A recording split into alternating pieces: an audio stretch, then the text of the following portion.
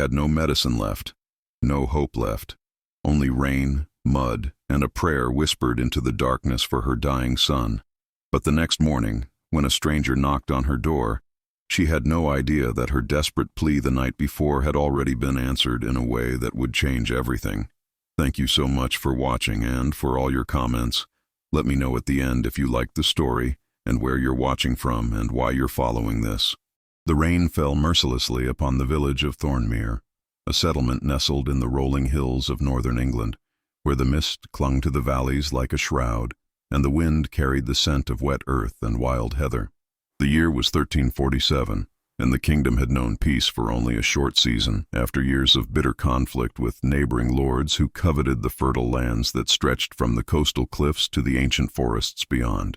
The village itself was modest, consisting of perhaps 24 cottages built from stone and timber, their thatched roofs darkened by the relentless downpour that had begun 3 days prior and showed no sign of abating. Smoke rose from chimneys in thin, struggling wisps, quickly dispersed by the harsh wind that swept down from the northern mountains where snow already crowned the peaks, even though autumn had barely begun to paint the leaves in shades of copper and gold. In the smallest cottage at the edge of the village, where the forest pressed close and the shadows grew long even at midday, lived a young woman named Isla Merrick. She was 23 years old, with hair the color of burnished chestnuts that fell in thick waves past her shoulders when unbound, and eyes of such a deep green that they reminded those who looked into them of the moss-covered stones in the ancient ruins that dotted the countryside. Her face possessed a delicate beauty that had drawn admiring glances since her youth, with high cheekbones, a straight nose, and lips that curved naturally into a gentle expression even when her heart was heavy with worry. Her skin, though fair, bore the slight golden tint of someone who had spent countless hours tending gardens and gathering herbs in the woodland clearings, and her hands, though slender and graceful, showed the calluses of hard work and determination. She wore a dress of dark blue wool, simple but well made, with long sleeves that ended in fitted cuffs, embroidered with a pattern of small flowers and thread, only slightly lighter than the fabric itself. Over this, she had wrapped a shawl of undyed wool, thick and warm, though even this provided little comfort against the damp cold that seemed to seep through every crack in the cottage walls.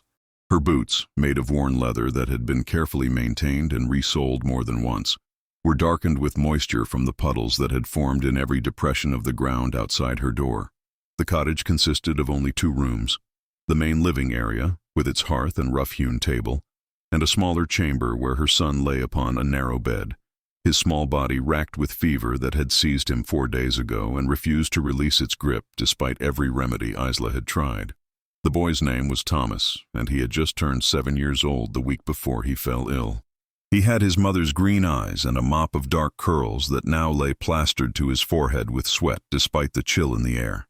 His face, normally animated with the boundless energy of childhood, had become pale and drawn, his cheeks flushed with an unnatural heat that burned beneath Isla's palm whenever she touched his brow. Isla moved between the hearth and her son's bedside with mechanical precision, her mind focused entirely on the rhythm of care that had consumed her existence since Thomas first complained of feeling cold despite the warmth of the late summer sun. She had prepared broths from the last of their stored vegetables and the herbs she had gathered before the rains came, coaxing him to take small sips when his eyes fluttered open in moments of semi-consciousness. She had placed cool cloths upon his forehead, changing them as soon as they grew warm from his fevered skin. She had burned sage and lavender in the hearth, hoping the aromatic smoke might cleanse the air of whatever malady had taken hold of her precious child. But nothing had worked. If anything, Thomas seemed to grow worse with each passing hour, his breathing becoming more labored, his moments of wakefulness growing fewer and farther between. The village healer, an elderly woman named Griselda, who had tended to ailments and injuries for more than 40 years, had visited the previous day and shaken her head with a grave expression that made Isla's heart clench with terror. "I have done all I can," Griselda had said, her weathered hands resting gently on Isla's shoulder. "The fever is unlike any I have seen in many years. It does not respond to the usual treatments. You must prepare yourself, child, for the possibility that God may call him home." Those words had struck Isla like a physical blow, and even now, hours later, they echoed in her mind with devastating clarity. Prepare yourself. How could any mother prepare herself for such a thing? Thomas was her entire world, the reason she rose each morning and the purpose behind every choice she made.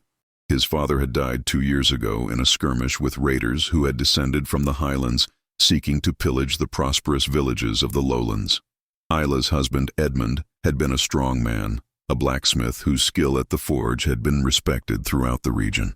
He had taken up arms alongside the other village men when the raiders came, and though they had successfully driven off the attackers, Edmund had taken a blade to the chest that pierced his lung. He had lived for 3 agonizing days before death finally claimed him, and Isla had been left alone to raise their son and maintain the small plot of land that provided their sustenance. She had managed well enough, taking in mending and weaving to supplement what she could grow in her garden. The villagers respected her for her quiet strength and her refusal to succumb to despair even when faced with hardship. But now, as she watched her son struggle for each breath, Isla felt that strength crumbling, felt the foundations of her resolve beginning to crack and shift like stones undermined by floodwaters. The afternoon wore on, and the rain continued its relentless assault upon the roof and walls of the cottage. Isla prepared another broth, this one using the last of her precious store of wild garlic and the roots of yellow dock that were said to strengthen the blood. She carried the wooden bowl to Thomas's bedside and knelt beside him, her dress spreading around her on the packed earth floor that she kept swept clean despite the dirt that tracked in from outside. "Thomas, my darling," she whispered, her voice gentle but firm. "You must try to drink something. Just a few sips, my love. Please." The boy's eyelids fluttered, and for a moment those green eyes so like her own gazed up at her with a glimmer of recognition. His lips moved, forming words too faint to hear, and Isla leaned closer, her ear near his mouth. "Mama," he breathed, the single word carrying all the trust and love a child could hold for a parent. "I'm cold." Tears sprang to Isla's eyes, though she blinked them back fiercely. "I know, sweetheart. Here, drink this. It will help warm you." She managed to get him to swallow a few spoonfuls of the broth before his eyes closed again and his head lolled to the side, exhausted by even that small effort. Isla set the bowl aside and pulled the wool blanket higher around his thin shoulders, then added another from the chest at the foot of her own bed. She smoothed his damp curls back from his forehead, her fingers lingering against his burning skin. The helplessness she felt was a living thing, a creature that gnawed at her insides and filled her throat with bile. She had fought so hard to build a life for them after Edmund's death, had worked until her hands bled and her back ached to ensure that Thomas would never go hungry, never lack for warmth or shelter. And now, despite all her efforts, despite all her love and determination, she was losing him to an enemy she could neither see nor fight. As twilight approached and the storm showed no sign of diminishing, Isla made a decision. She rose from her son's bedside and moved to the small trunk where she kept her few precious possessions. From beneath a layer of carefully folded linens, she withdrew a small wooden cross that had belonged to her grandmother, a woman renowned in her youth for her deep faith and steadfast devotion. Isla had never been one to put much stock in prayers and religious fervor, finding her faith expressed more in action and kindness than in ritual. But now, faced with the impending loss of her child, she felt a desperate need to appeal to powers beyond her own limited capabilities. She wrapped her heavy wool cloak around her shoulders, the fabric lined with rabbit fur that Edmund had prepared and sewn for her during their first winter together. The cloak was one of her most treasured possessions, both for its warmth and for the memories it carried. She pulled the hood up over her head and clutched the wooden cross in her right hand, feeling the smooth wood against her palm, worn silky by generations of faithful fingers. Before leaving, she returned once more to Thomas's bedside. His breathing had become shallow and rapid, and his skin had taken on a waxy pallor that terrified her. She bent and pressed a kiss to his fevered forehead. "Hold on, my darling boy," she whispered against his skin. "Please, hold on. Your mama will return soon." Then, with resolve hardening in her chest like iron being tempered in a forge, Isla left the cottage and stepped out into the storm. The rain immediately assaulted her, driven sideways by the wind so that it stung her face and hands like tiny needles. The ground had become a morass of mud that sucked at her boots with each step, and the sky above was a roiling mass of dark clouds that seemed to press down upon the earth with malevolent intent. There was a place she had in mind, a place she had not visited since she was a girl. About a quarter-mile from the village, along a path that wound through a stand of ancient oak trees, stood the ruins of what had once been a small chapel. It had been abandoned for more than a century, its roof long since collapsed, and its walls reduced to waist-high remnants of stone covered in climbing ivy and moss. But within those ruins stood a stone altar, weathered and cracked but still intact, and it was said that in times long past, that altar had been a place where prayers were heard with particular clarity, where the veil between the earthly and the divine grew thin. Isla had no clear plan in her mind as she stumbled through the storm toward the ruins. She knew only that she had to try, had to do something beyond the practical remedies that had already failed. If there was any chance, any possibility at all that her prayers might reach sympathetic ears, she had to take it. The journey that would normally take perhaps 10 minutes stretched into what felt like an eternity. The path had become treacherous with mud and fallen branches, and the darkness was falling fast, making it difficult to see more than a few feet ahead. The wind howled through the trees with a sound like voices crying out in anguish, and more than once Isla nearly lost her footing on the slippery ground. But she pressed on, driven by a mother's desperate love and the refusal to surrender to despair without exhausting every possibility. When she finally reached the ruins, she was soaked through to the skin despite her cloak, her dress clinging to her legs and her hair hanging in wet ropes around her face. Water dripped from her eyelashes and ran in rivulets down her cheeks, mingling with the tears she could no longer hold back. She stumbled over the low wall that marked the boundary of the old chapel and made her way to the altar, her boots splashing through puddles that had formed among the broken stones. The altar itself was a large slab of granite, dark and solid, with the remnants of carved crosses barely visible on its weathered surface. Isla approached it with trembling limbs and fell to her knees in the mud before it, her cloak spreading around her like dark wings. She clasped the wooden cross in both hands and raised her face to the storm-torn sky, rain washing over her features as she opened her mouth to speak. "Please," she cried out, her voice raw with emotion and nearly lost in the howl of the wind.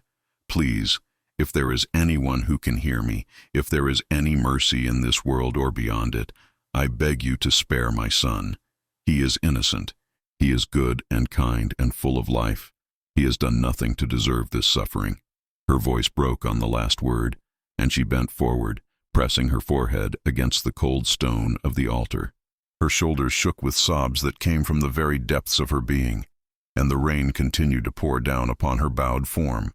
"Take me instead," she pleaded, her words muffled against the stone. "If a life must be given, let it be mine. Thomas deserves to grow, to know joy and love, to have the chance to become the man I know he can be. I have lived enough. I have known love and happiness, but he is only 7 years old. Please, I beg you with everything I am, spare my son." She remained there, kneeling in the mud and rain, pouring out her heart in desperate supplication. Time seemed to lose meaning as she prayed, sometimes with words and sometimes with wordless cries that expressed the anguish no language could adequately contain. The storm raged around her, but she barely noticed the cold that seeped into her bones or the way her body had begun to shake from exposure and exhaustion. The darkness had fully descended by the time Isla finally pushed herself up from the cold stone altar, her knees stiff and aching from kneeling so long in the mud. Her prayers had become whispers, then silence, and still she had remained, unwilling to abandon this place that represented her last desperate hope. The rain had not lessened, and she was chilled to her very core, her teeth chattering violently as she wrapped her sodden cloak more tightly around herself. Every muscle in her body protested as she turned away from the ruins and began the journey back to her cottage, her movements slow and unsteady. The path seemed even more treacherous in the complete darkness, and Isla had to feel her way carefully, using the shapes of familiar trees as landmarks, when lightning occasionally illuminated the landscape in brief, stark flashes. Her mind was numb, emptied of everything except the mechanical focus required to place one foot in front of the other. She had poured out everything she had at that altar, every hope and fear, every ounce of love and desperation, and now she felt hollow, like a vessel that had been drained of its contents and left to dry in the sun. When she finally stumbled through the door of her cottage, she was met with warmth from the fire she had banked before leaving, though it had burned down to glowing embers. She stood in the doorway for a moment, water pooling at her feet, and listened for any sound from the smaller chamber where Thomas lay. The silence that greeted her was more terrifying than any cry of pain would have been, and she hurried forward with renewed energy born of fear, her fatigue momentarily forgotten. Thomas was still breathing, though each breath seemed to rattle in his small chest with an ominous sound that made Isla's heart clench. She touched his forehead and found it still burning with fever, perhaps even hotter than before. Her prayer had changed nothing. The realization settled over her like a heavy weight, and she sank down onto the edge of the bed, her wet clothes forgotten as she took her son's hand in hers. "I tried, my darling," she whispered, her voice hoarse from crying and shouting into the storm. "I tried so hard." She knew she should change out of her wet clothes, should tend to the fire and prepare herself for what promised to be a long night of vigil, but she could not seem to make her body obey her mind's commands. Instead, she simply sat there, holding Thomas's hand and watching the shallow rise and fall of his chest, counting each breath as though she could will him to continue taking them through sheer force of attention. The hours passed with agonizing slowness. Isla did eventually force herself to rise and change into a dry dress, hanging her wet clothes near the hearth to dry. She built up the fire again, adding precious logs from her dwindling supply, and heated water to make a tea from the last of her chamomile flowers. The familiar rituals brought a small measure of comfort, though her hands shook as she performed them, and her mind kept returning to the cold stone altar in the ruins, to the prayers that had seemed to vanish into the uncaring storm.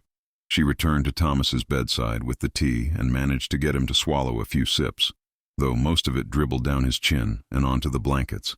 His eyes opened briefly, unfocused and glassy, and he murmured something she could not understand before sinking back into fevered unconsciousness.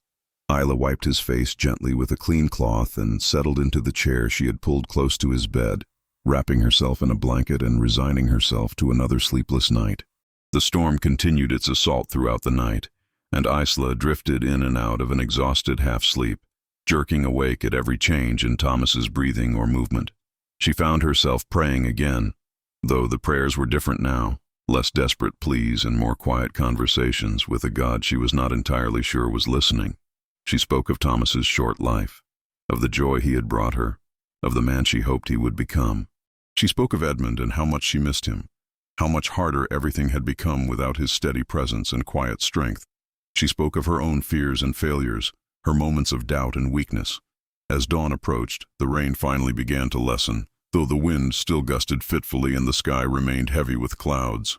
Isla rose stiffly from her chair and moved to the window, pulling aside the oiled cloth that covered it to peer out at the gray morning. The village was just beginning to stir, thin trails of smoke rising from chimneys as her neighbors woke to face another day.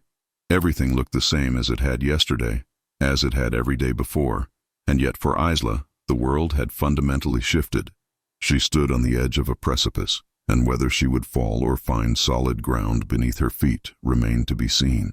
She was preparing a thin gruel for breakfast, more out of habit than hunger, when she heard an unexpected sound, the clip-clop of horse hooves on the muddy path that led past her cottage.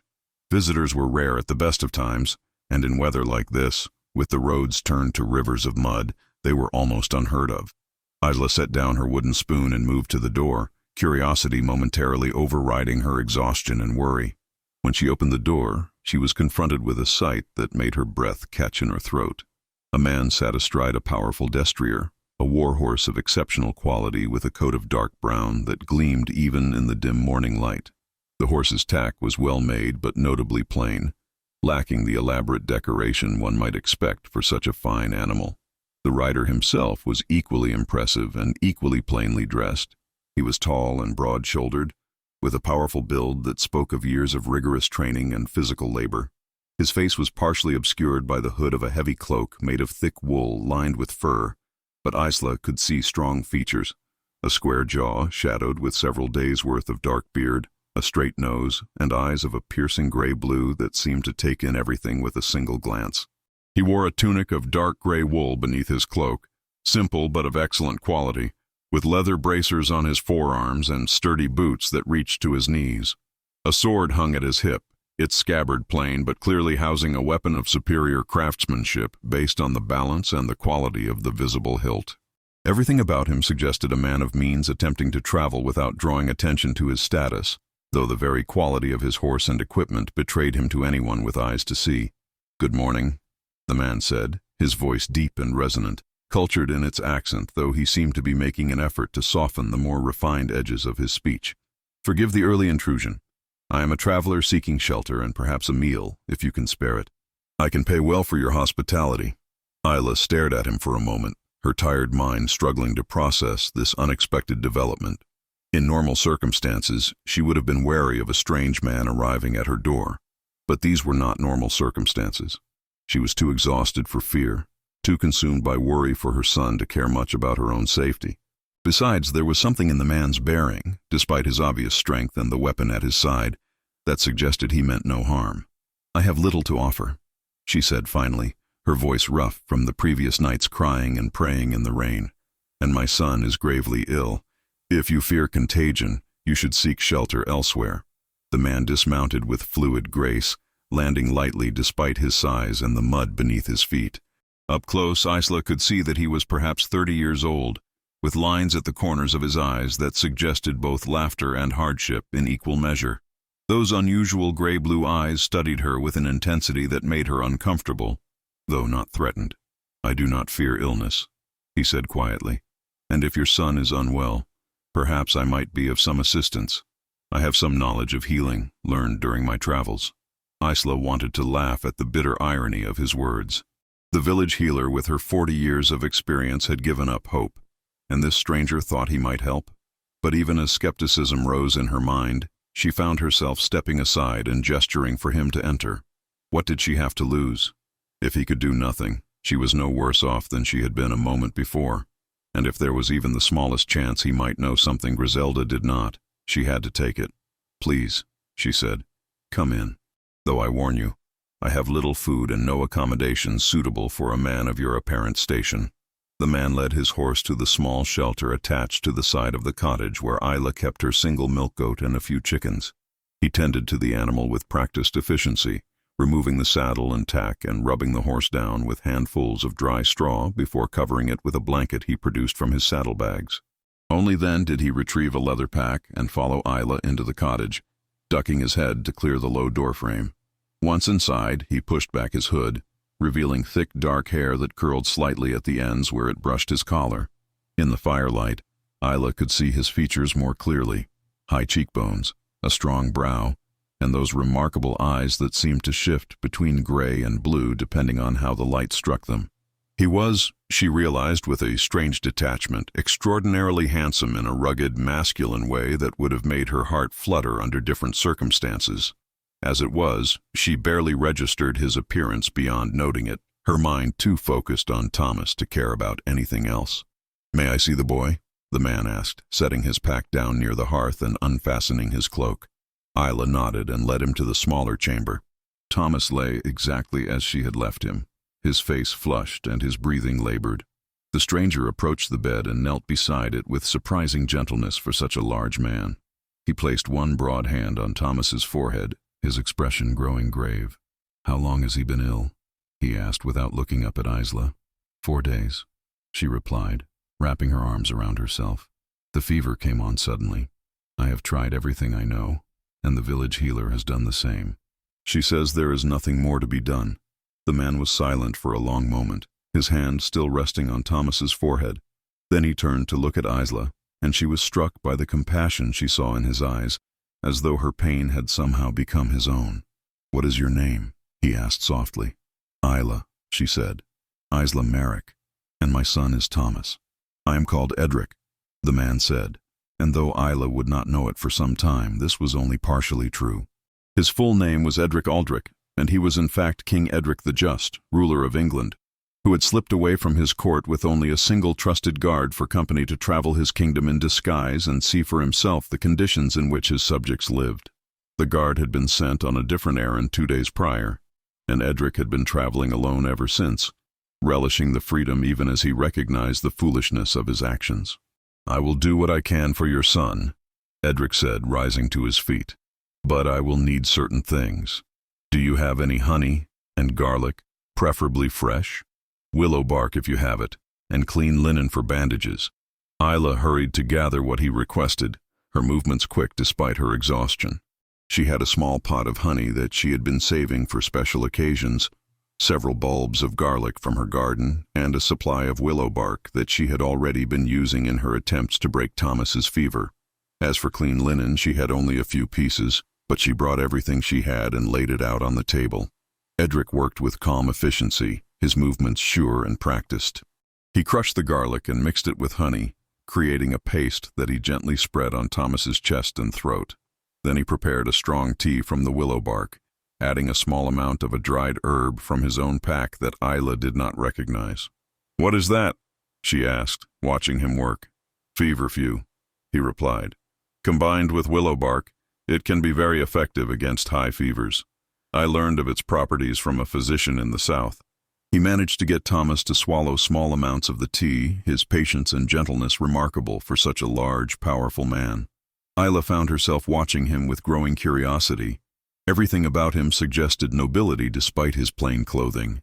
The way he moved, the cadence of his speech, the unconscious air of command that seemed to radiate from him even when he was simply tending to a sick child.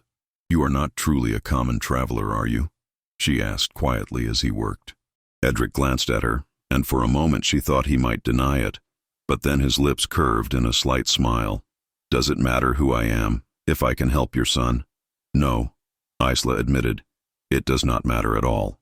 They worked together throughout the morning, Edric directing and Isla assisting.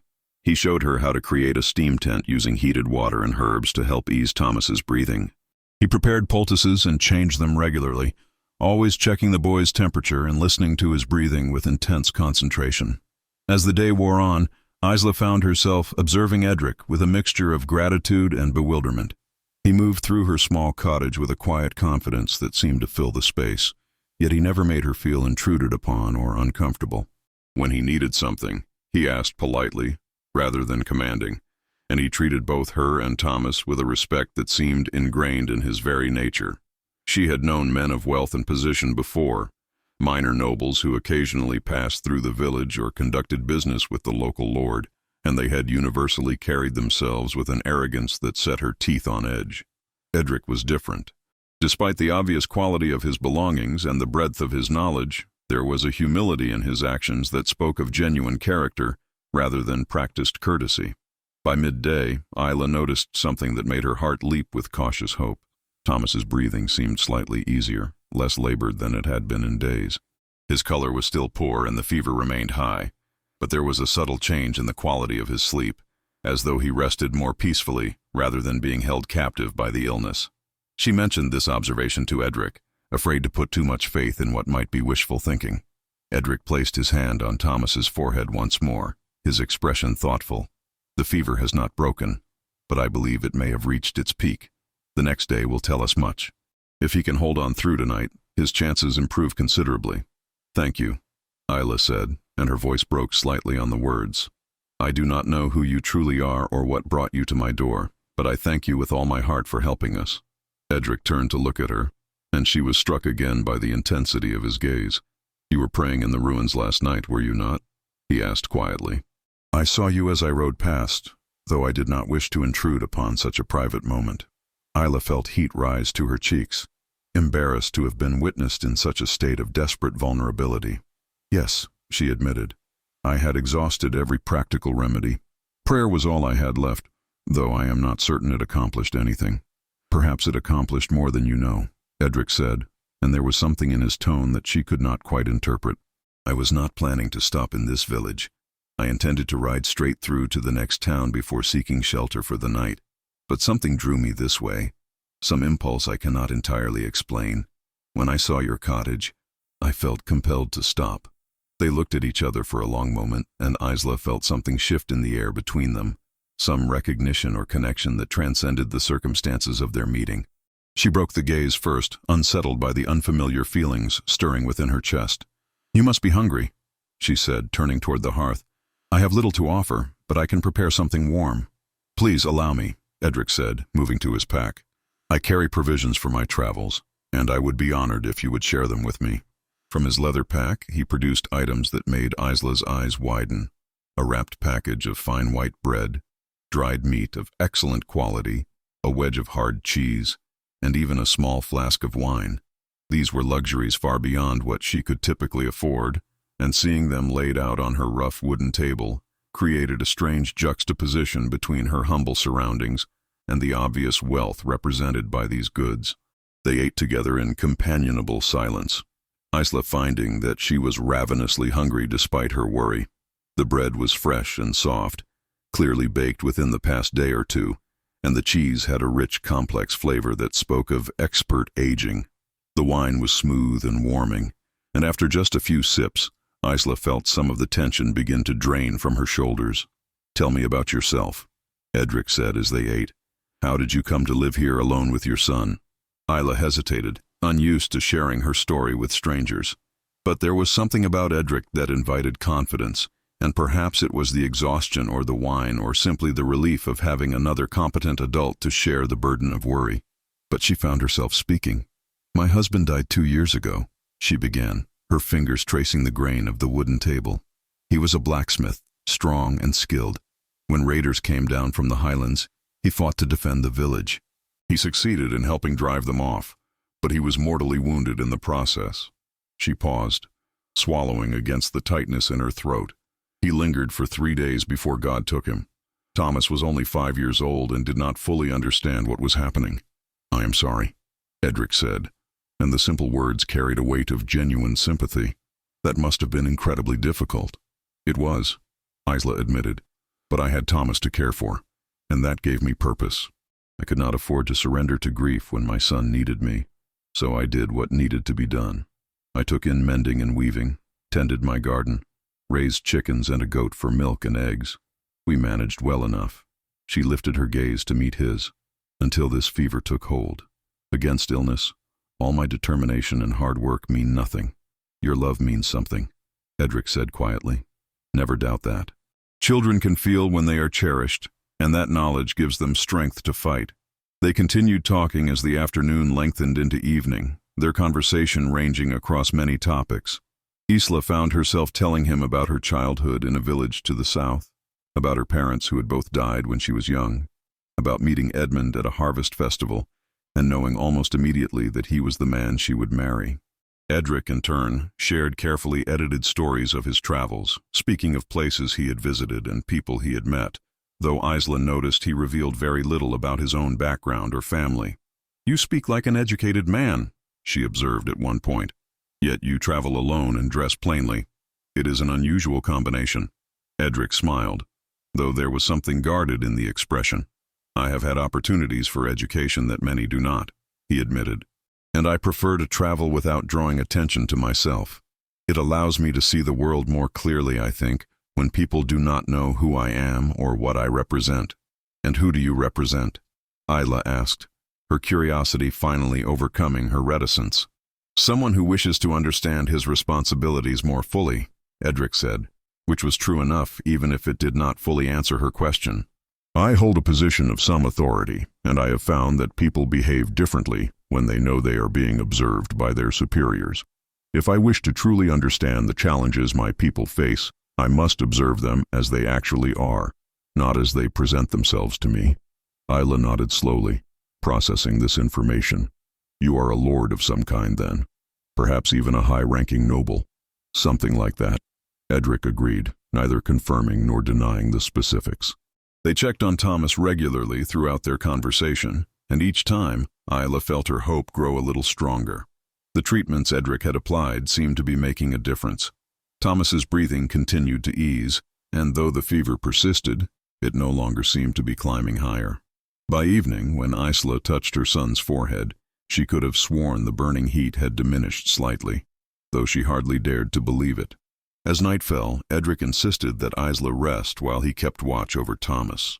She protested at first, unwilling to burden their unexpected guest with such a task, but he was adamant.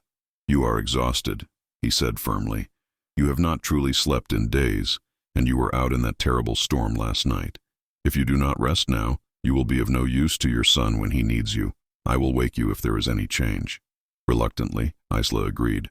She lay down on her own bed, still fully dressed, and thought she would never be able to sleep with a stranger in her cottage, and her son still so ill. But exhaustion claimed her within moments.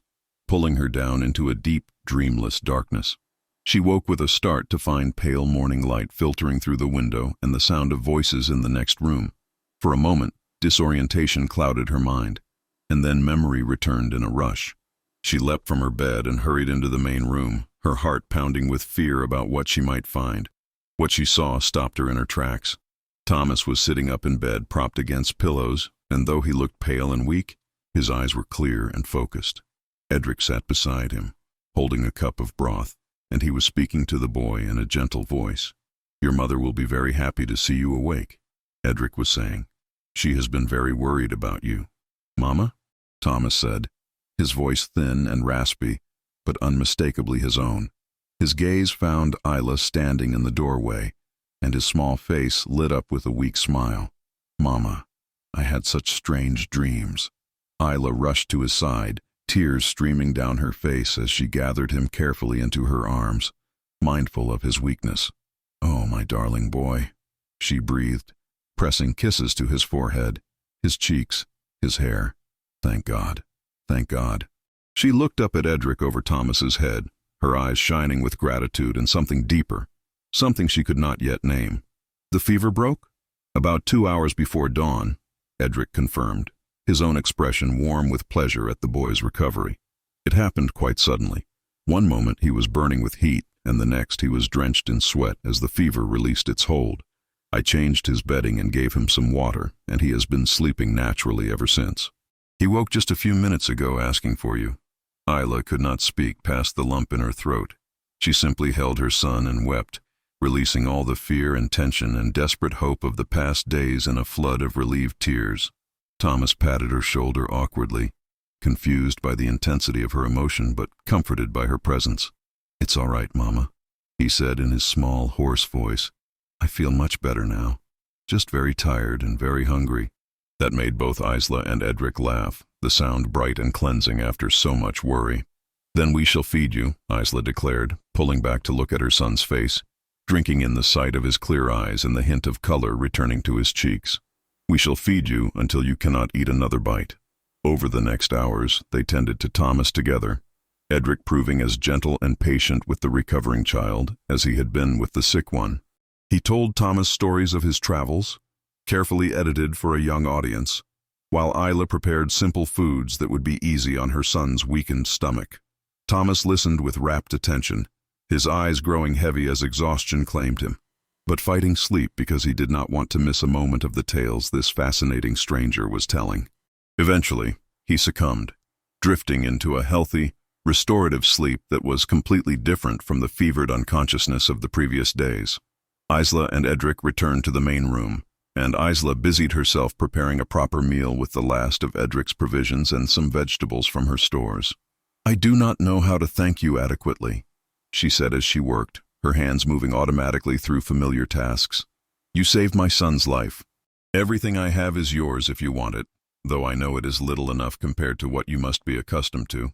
I want nothing except to know that the boy will continue to recover," Edric said, and she believed him. "Though I confess I am curious about something. Last night in the ruins, what exactly did you pray for?" Isla paused in her work, her cheeks flushing as she remembered her desperate pleas. "I begged for Thomas's life to be spared," she said quietly. "I offered my own life in exchange if necessary. I promised anything, everything, if only my son could be saved. And here I am," Edric said softly, "a stranger arriving at your door the very next morning with the knowledge needed to help him. Do you believe in divine providence, Isla?" She turned to look at him, truly look at him, taking in his handsome features and powerful build, the intelligence in his unusual eyes, and the kindness that seemed to radiate from him despite his obvious strength. "I did not," she admitted, "or at least, I was uncertain. But now I find myself wondering if perhaps my prayers were heard after all, and you were the answer sent to me. Perhaps we were both meant to be here," Edric suggested. "You needed help that I could provide, and I needed to be reminded of what truly matters in this world." They ate together in comfortable silence, and Isla found herself intensely aware of Edric's presence in a way she had not been since her husband's death.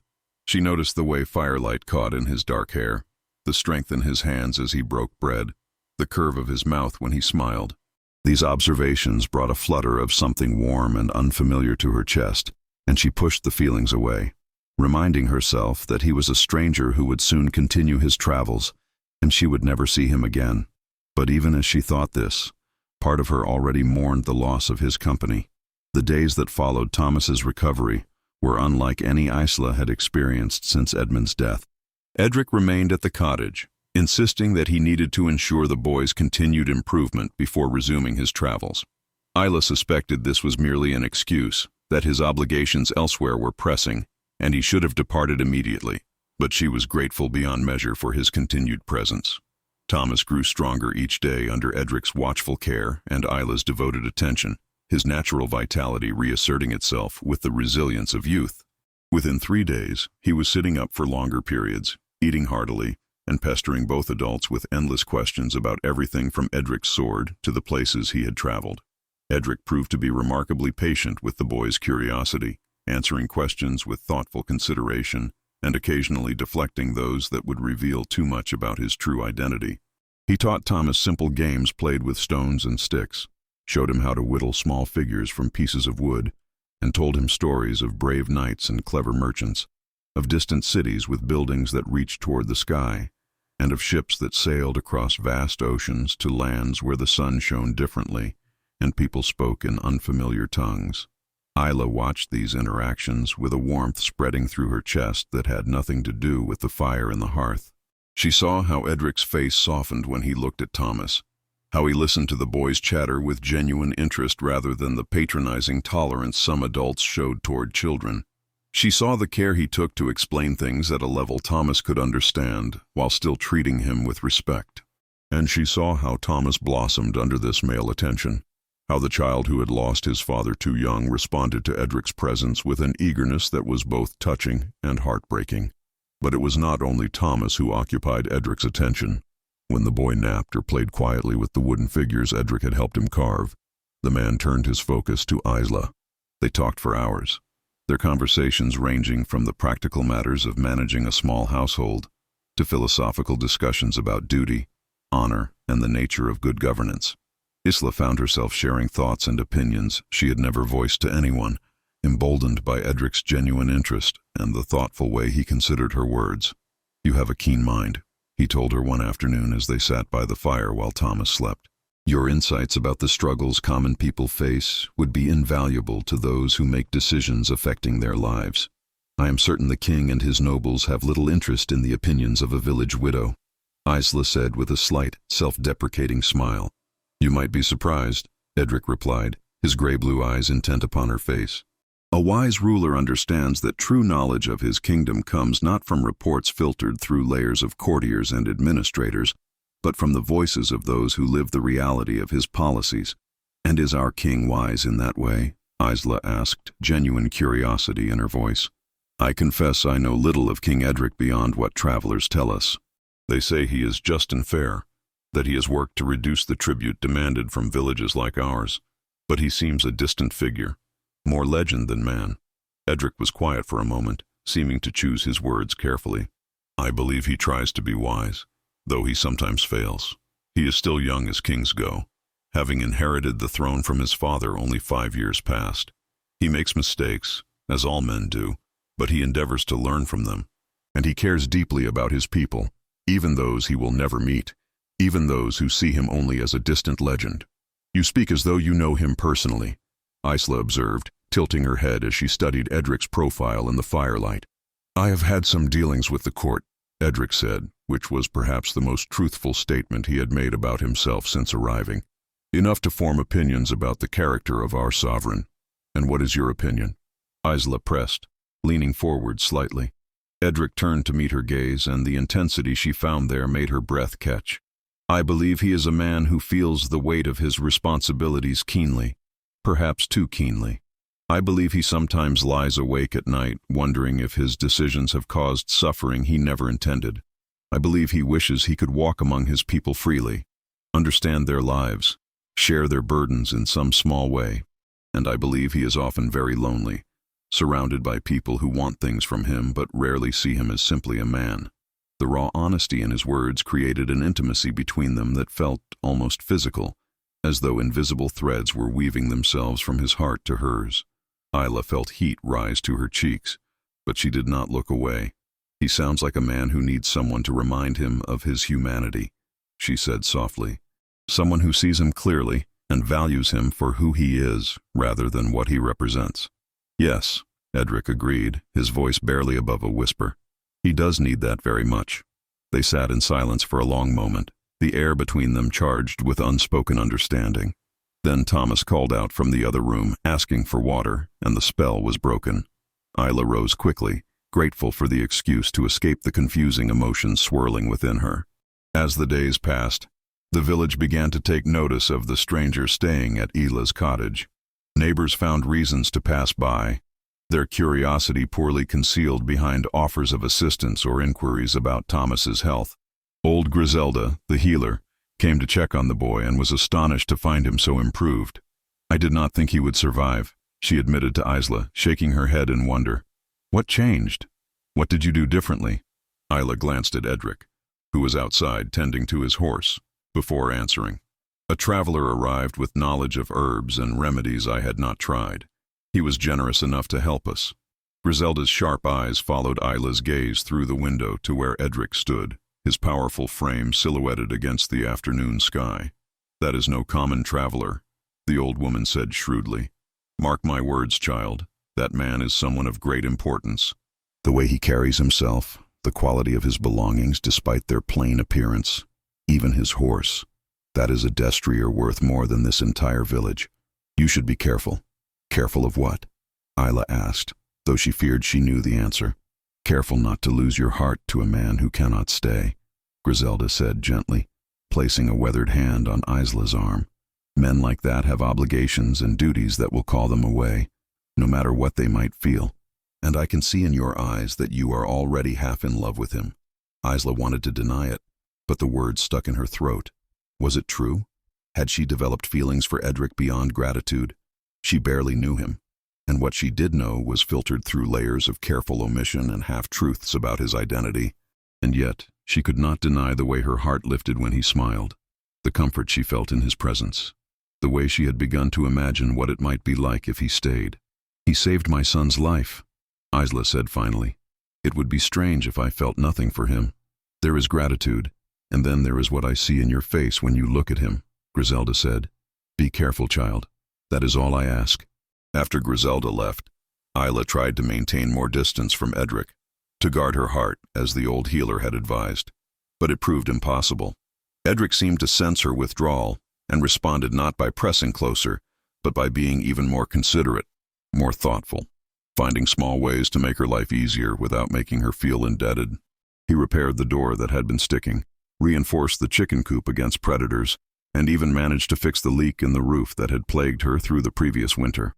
"You do not need to do these things," she protested as she watched him work on the roof, her neck craned back to see him balanced on the thatch. "I know," he called down, "but I want to. It gives me satisfaction to help in practical ways, to do work with my hands that produces visible results. At Ho, in my usual life, so much of what I do is abstract, decisions and policies that affect people I never see. This is different. This is real." When he climbed down from the roof, there was a smudge of dirt across his cheek and his hair was tousled from the wind. Isla reached up without thinking to wipe the dirt away, her fingers brushing against his skin. The contact sent a jolt through her, and she saw his eyes darken with an emotion that mirrored her own. For a moment, they stood frozen, her hand still raised to his face, his breath mingling with hers in the cool air. "Isla," he said, and her name on his lips sounded like a prayer. "Mama, Mama, look." Thomas's voice shattered the moment as he ran around the corner of the cottage, waving a stick he had found. "Can Edric teach me to be a swordsman?" They stepped apart quickly, and Isla struggled to compose herself as she smiled at her son. "Perhaps when you are older and stronger," she said, her voice not quite steady. "I could teach you the basics of balance and footwork," Edric offered, his own voice carefully controlled. "Those are important skills even if you never touch a sword." Thomas's face lit up with delight, and he began hopping around in excitement. Isla watched as Edric patiently showed the boy simple stances and movements, demonstrating how a warrior must always be aware of his footing and center of balance. It was clear that Edric was an expert swordsman, his movements flowing with a grace that belied his size. But he adapted his teaching perfectly to a 7-year-old's capabilities. That evening, after Thomas had been put to bed, Isla and Edric sat by the fire, as had become their custom.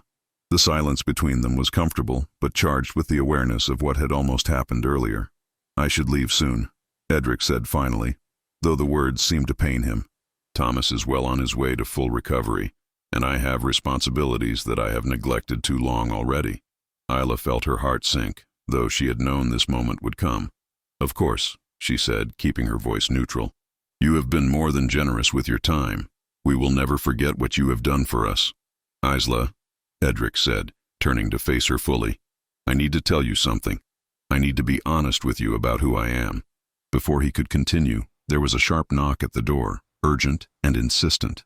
Isla rose to answer it, finding a young man she recognized as one of the riders who carried messages between villages and the regional lord's keep. He was breathing hard, his horse steaming in the cool night air behind him. "I seek a man called Edric," the messenger said without preamble. "I was told he might be here. I bear urgent news from the capital." Isla turned to look at Edric, who had risen to his feet, his expression grave.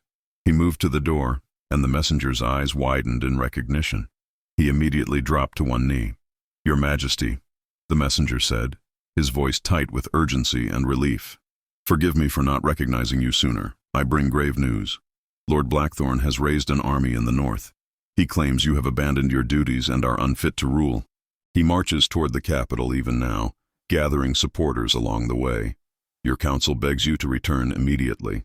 Isla felt the ground shift beneath her feet as the messenger's words penetrated her understanding. "Your Majesty, the king." Edric was King Edric, the ruler of all England, and he had been living in her humble cottage, eating her simple food, sleeping on her floor, helping care for her son. The man she had been developing feelings for was so far above her station that the gulf between them was unbridgeable. Edric helped the messenger to his feet with a firm hand, his entire demeanor shifting in an instant from the gentle, approachable man Isla had come to know to someone who radiated authority and command. Yet even in that transformation she could see traces of the person who had sat by her fire and told stories to her son, who had worked on her roof and laughed at Thomas's childish jokes. "How long ago did Blackthorn begin his march?" Edric asked, his voice crisp and decisive. 5 days past, Your Majesty," the messenger replied. "He has perhaps 2,000 men, with more joining him each day. He spreads word that you have disappeared, that you care nothing for the kingdom, that England needs a strong ruler who will remain at his post, rather than gallivanting about the countryside." Edric's jaw tightened, and Isla saw anger flash in his gray-blue eyes. "Blackthorn has coveted the throne since my father's time. He waits like a vulture for any opportunity to seize power." He turned to Isla, and the look on his face was a mixture of regret and something deeper, something that made her heart ache. "I must go, tonight, immediately." "I understand," Isla said, though her voice sounded hollow to her own ears. She felt numb, disconnected from her body as though she were watching this scene unfold from a great distance. "Give me a moment with Mistress Merrick," Edric said to the messenger. "Tend to your horse and prepare for our departure. We ride within the hour." The messenger bowed and withdrew, leading his exhausted mount toward the small shelter where Edric's destrier waited. When they were alone, Edric moved toward Isla, reaching for her hands. She let him take them, too shocked to pull away. "I wanted to tell you," he said urgently. "I was trying to tell you just now before the messenger arrived. Isla, please believe that everything between us has been real." "The man you have known these past days, that is who I truly am beneath the crown and the titles. That is the man my duties often force me to hide." "You lied to me," Isla said, and though she spoke quietly, the words carried the weight of betrayal. "Every moment we spent together was built on deception." "Not deception," Edric protested. "I simply did not reveal my full identity. Everything else, every conversation, every moment, that was genuine. I have never felt so free to be myself as I have here with you and Thomas." "And what does that matter?" Isla asked, finally finding her voice and pulling her hands from his grasp. "You are the king. I am a widow who lives in a cottage barely large enough for 2 people. Whatever you felt, whatever I felt, it changes nothing. You will return to your palace and your court, and I will remain here, and that will be the end of it. It does not have to be. Edric said, stepping closer. Isla, Do not, she interrupted, raising her hand to stop him. Do not say things that will make this harder than it already is. You have a rebellion to quell, a kingdom to protect. Those are your responsibilities, and they must come before anything else. I understand that better than you might think. What if I do not want them to come before everything? Edric demanded, his frustration evident. What if I am tired of duty always trumping desire, of never being allowed to choose what I want for myself? Then you should not have been born a king, Isla said, and there was sympathy in her voice despite her own pain. But you were, and that means your life is not entirely your own. You know this. You said as much yourself when we talked by the fire. Edric looked as though she had struck him. He ran his hand through his dark hair, the gesture one of pure frustration and helplessness. I cannot simply walk away from you, he said, not after finding someone who sees me as a man rather than a crown. You must, Isla said firmly, though it cost her everything to say it, and I must let you go. Thomas is well because of you. You gave me back my son, and for that, I will be grateful for the rest of my life. But this, whatever this is between us, it cannot be. We both know it. From the smaller chamber came the sound of Thomas stirring, awakened perhaps by the raised voices or simply by chance.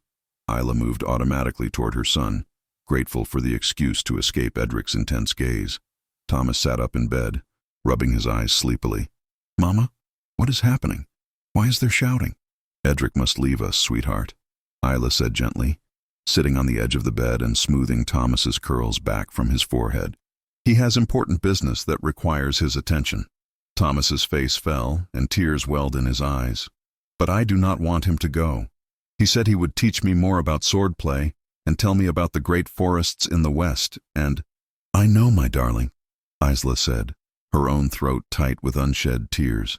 But sometimes people must leave even when we wish they could stay. That is part of life. Edric appeared in the doorway, having to duck to enter the small chamber. He moved to the bedside and knelt so that he was at eye level with Thomas. Your mother is right, he said gently. I must go, and I'm sorrier about that than I can express. But Thomas, I need you to promise me something. What? Thomas asked, wiping at his eyes with the back of his hand. Promise me you will take care of your mother. She is strong and brave, but everyone needs someone to look after them. Can you do that for me? Thomas nodded solemnly. I promise. I will take care of her. Good lad, Edric said, ruffling the boy's hair affectionately. Then he did something that made Isla's heart constrict painfully in her chest. He unfastened a chain from around his neck, one she had not noticed him wearing beneath his tunic. Hanging from the chain was a small medallion of silver, beautifully wrought with the image of a lion, the symbol of the royal house. He placed it in Thomas's small hand. Keep this safe, Edric said. And if you or your mother ever need help, truly need it, take this to the capital and show it to the guards at the palace gates. Tell them King Edric gave it to you. They will bring you to me, no matter what. King Edric? Thomas repeated, his eyes growing round. You mean the real king? The one who rules all of England? Yes, Edric confirmed. That is who I am. Though I hope you will remember me not as a king, but as the man who was honored to know you and your wonderful mother. Thomas looked at the medallion in his hand, then at Edric, then at his mother. His young mind was clearly trying to process this revelation, struggling to reconcile the friendly stranger who had told him stories with the distant, powerful figure of the king. Will we ever see you again? Thomas asked, his voice small and uncertain. Edric glanced at Isla before answering. I do not know, he said honestly. I hope so, but I cannot make promises I might not be able to keep. Within the hour, Edric was ready to depart. He had donned his traveling cloak and gathered his belongings, transforming once again from the man who had shared Isla's hearth into the warrior king who would ride through the night to save his kingdom. The messenger had procured a fresh horse from the village, one of the better animals available, though nothing compared to Edric's magnificent destrier. Isla stood in the doorway of her cottage, Thomas sleepy and clinging to her side, as Edric prepared to mount. He paused with his hand on the pommel of his saddle and turned to look at her one final time. Isla, he said, and in that single word she heard everything he could not say. Gratitude, regret, longing, and a promise that could never be fulfilled. Go, she said softly. Do what you must do. Save your kingdom. Be the king your people need. And if I return? He asked. hope and uncertainty warring in his expression. "If you return, we will see what the future holds," Isla said, unwilling to commit to more than that, unable to completely close the door on possibility, even though she knew she should. Edric swung himself into the saddle with fluid grace, his destrier dancing beneath him, eager to run after days of relative inactivity. He looked down at Isla and Thomas from his elevated position, and Isla thought that this was how she should have first seen him. Powerful, commanding, every inch a king. Perhaps then she would have guarded her heart more carefully. "Thank you," Edric said, "for everything. For your honesty, your strength, your kindness, for showing me what truly matters.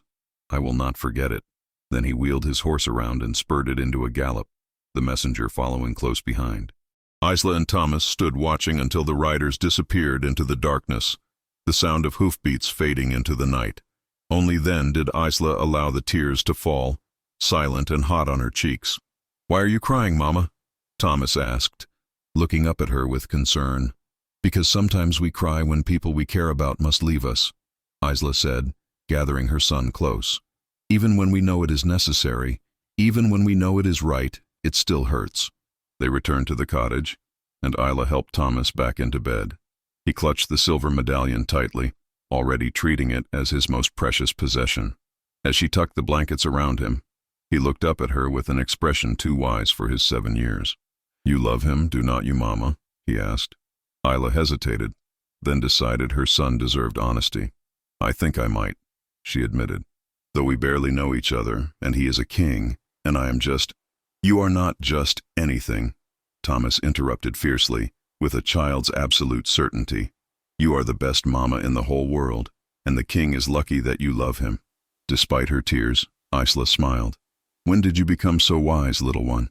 "Edric told me that wisdom comes from seeing clearly," Thomas said, his eyes already drooping with exhaustion. "And I see very clearly that you are special, Mama.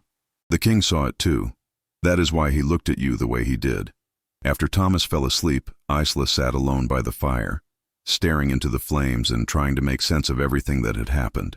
A week ago, her son had been dying, and she had been praying desperately in the ruins during a storm.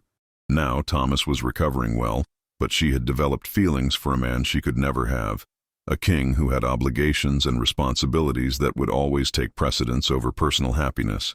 She thought about Edric's words, about his frustration at duty, always trumping desire. She understood that frustration more than he knew. Had she not sacrificed her own desires countless times for the sake of her son's well-being? Had she not put aside thoughts of companionship and romance because her resources and energy needed to be focused on survival? Duty and responsibility were not the exclusive burden of kings. Everyone carried their share, adjusted to fit their station and circumstances. But understanding did not make the ache in her chest any less painful. For a few brief days, she had allowed herself to imagine a different future, one where she was not alone, where Thomas had a strong male figure to guide him, where she had a partner who saw her as an equal, despite the disparity in their stations. Edric had made her feel valued not just as a mother or a worker, but as a woman, as someone whose thoughts and opinions mattered, whose company was desired for its own sake, rather than for what she could provide. The next morning, the village was abuzz with news. Somehow word had spread that the king himself had been staying at Isla's cottage, that he had treated her sick son and worked on her roof like a common laborer. Neighbors appeared at her door with questions and barely concealed excitement at being able to claim proximity to such an extraordinary event. Old Griselda arrived mid-morning, her expression knowing. "So," she said without preamble as Isla let her in, "the king."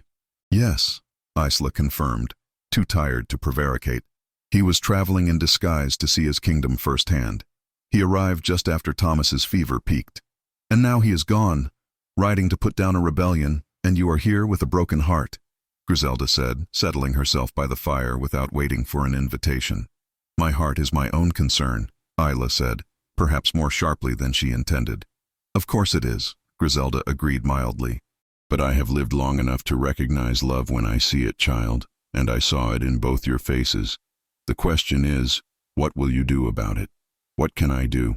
Isla asked, spreading her hands in a gesture of helplessness. "He is the king. I am a village widow. The gulf between us cannot be bridged." "Cannot or should not?" Griselda challenged. There is a difference. Isla stared at Griselda, the old woman's words hanging in the air between them like smoke from the hearth. What are you suggesting? She asked carefully. That I should pursue a relationship with the king? That is absurd. Even if he felt something real for me, which I cannot be certain of, the nobility would never accept a commoner as their queen. It would cause upheaval, possibly even threaten the stability of his rule. Griselda leaned back in her chair, her weathered hands folded in her lap. I am suggesting nothing except that you not close doors before you know what lies beyond them. Kings have married for love before, though it is rare. And you forget something important, child. You did not seek him out. He came to you. If he chooses to return, that choice is his to make, and the consequences are his to bear. And what of Thomas? Isla demanded, her voice rising slightly. What kind of life would that be for him? Thrust into the scrutiny of court? He is a simple village boy who loves climbing trees and playing in the mud. How could I expose him to the politics and intrigue of nobility? The boy holds the king's personal medallion, Griselda pointed out. Whether you wish it or not, he is already touched by that world. The question is whether you will face that reality with courage or hide from it out of fear. After Griselda left, Isla found herself unable to settle to any task. Her hands moved through the familiar motions of daily work, tending the fire, preparing meals, mending clothes, but her mind was elsewhere, turning over the old healer's words again and again. She had spent 2 years building a life based on self-reliance and independence, proving to herself and the village that she could survive without a husband, that she was strong enough to face whatever challenges came her way. The thought of depending on someone else again, especially someone whose life was so complex and fraught with danger, terrified her in ways she could barely articulate. Thomas, meanwhile, seemed to have absorbed the revelation about Edric's identity with the easy acceptance of childhood. He carried the silver medallion everywhere, showing it to anyone who would look and telling elaborate stories about the king's visit that grew more fantastical with each retelling. Isla gently corrected the worst exaggerations but allowed her son his excitement. He had been through so much with the fever, and if imagining himself connected to royalty brought him joy, she would not take that from him. Days turned into weeks, and life in Thornmere gradually returned to its normal rhythms. The excitement over the king's visit faded as people returned their attention to the pressing concerns of the approaching winter, harvesting the last of the crops, preserving food for the lean months ahead, repairing buildings and tools before the weather made such work impossible. Isla threw herself into these preparations with single-minded determination, working until exhaustion claimed her each night so that she had no energy left for thinking about gray-blue eyes and strong hands, and a voice that had spoken her name like a benediction. But news from the wider world filtered into the village through traveling merchants and messengers. Lord Blackthorn's rebellion had been larger and more dangerous than initially reported. The pretender had managed to gather nearly 4,000 men to his banner, including several minor nobles who had their own grievances against the crown. There had been a battle near the city of York, bloody and fierce, with losses on both sides. The reports were contradictory and confusing. Some claimed the king had won a decisive victory, others suggested the conflict remained unresolved, and a few dark rumors whispered that Edric himself had been wounded or even killed. Each new piece of news sent Isla's heart racing with fear and hope in equal measure. She told herself she had no right to such feelings, that the king's fate was not hers to worry about, but her heart refused to listen to logic. She found herself praying again, not with the desperate intensity of that night in the ruins, but with a quiet, constant plea for Edric's safety and success. 6 weeks after Edric's departure, on a cold morning when frost painted intricate patterns on the cottage windows, a rider arrived in Thornmere bearing the royal seal. The entire village gathered in the small square before the church as the messenger read his proclamation in a loud, clear voice that carried in the crisp air. By order of His Majesty King Edric the Just, let it be known that the rebellion led by the traitor Blackthorn has been crushed. The pretender himself was captured in battle and now awaits the king's justice. His Majesty has been wounded but recovers well under the care of his physicians. The kingdom is secure, and all loyal subjects may rest easy knowing that their rightful king remains in command. A cheer went up from the assembled villagers, relief evident on every face. Civil war would have meant suffering for everyone, regardless of who ultimately claimed victory. but Isla barely heard the celebration around her. Her attention was fixed on a single phrase. His Majesty has been wounded. How badly? Where? Was he truly recovering, or was that simply what the official reports claimed to prevent panic? The messenger, after completing his formal duty, made his way directly to Isla's cottage. She invited him inside, her hands trembling slightly as she poured him ale and offered bread and cheese. "I have a personal message for you, Mistress Merrick," the man said, producing a sealed letter from his satchel. "From the king himself." Isla took the letter with shaking hands, staring at the wax seal bearing the royal lion. She had never received a letter before, had never expected to hold something so fine as the cream-colored parchment that bore her name in strong, elegant script. "His Majesty bade me wait for a reply if you wish to send one," the messenger said tactfully. "I will tend to my horse and refresh myself, giving you time to read in privacy." After he left, Isla sat at her table for a long moment, simply holding the letter, afraid of what it might contain. Finally, she broke the seal and unfolded the parchment, her eyes scanning the words written there. "My dear Isla," it began, and even in written form, she could hear his voice speaking those words. "I hope this letter finds you and Thomas in good health and spirits. I think of you both often, especially during the dark moments when the weight of my duties seems almost too much to bear. The memory of the peace I found in your cottage, of the simple honesty of our conversations, has sustained me through trials I would not wish upon anyone. The rebellion is ended, though the cost was high. Many good men died because of Blackthorn's ambition, and I carry the weight of every life lost. I myself took a sword thrust to the shoulder during the final battle, but my armor turned the worst of it and the wound is healing cleanly. My physicians assure me I will recover fully, though they insist I rest more than my temperament prefers. I write to you not as a king to his subject, but as a man to a woman who showed him kindness when he needed it most. I cannot stop thinking about you, Isla. I cannot stop wondering what might be possible between us if circumstances were different, if I were free to follow my heart rather than my duty. But I am not free, and I must face that reality honestly. As king, every decision I make affects thousands of lives. My marriage, when and if it occurs, will be a matter of state importance. The nobility expect me to choose a bride from among the great houses, someone who can bring alliance and political advantage to the crown. They would never accept a union based solely on personal affection, especially with someone of common birth. And yet, I find myself unable to simply forget you and move forward as though we never met. You have changed something fundamental in me, Isla. You have shown me what I am missing, what I sacrifice in service to duty. That knowledge is both a gift and a burden. I do not know what the future holds. I do not know if I am strong enough to defy convention and follow my heart, or if I will ultimately surrender to the expectations placed upon me.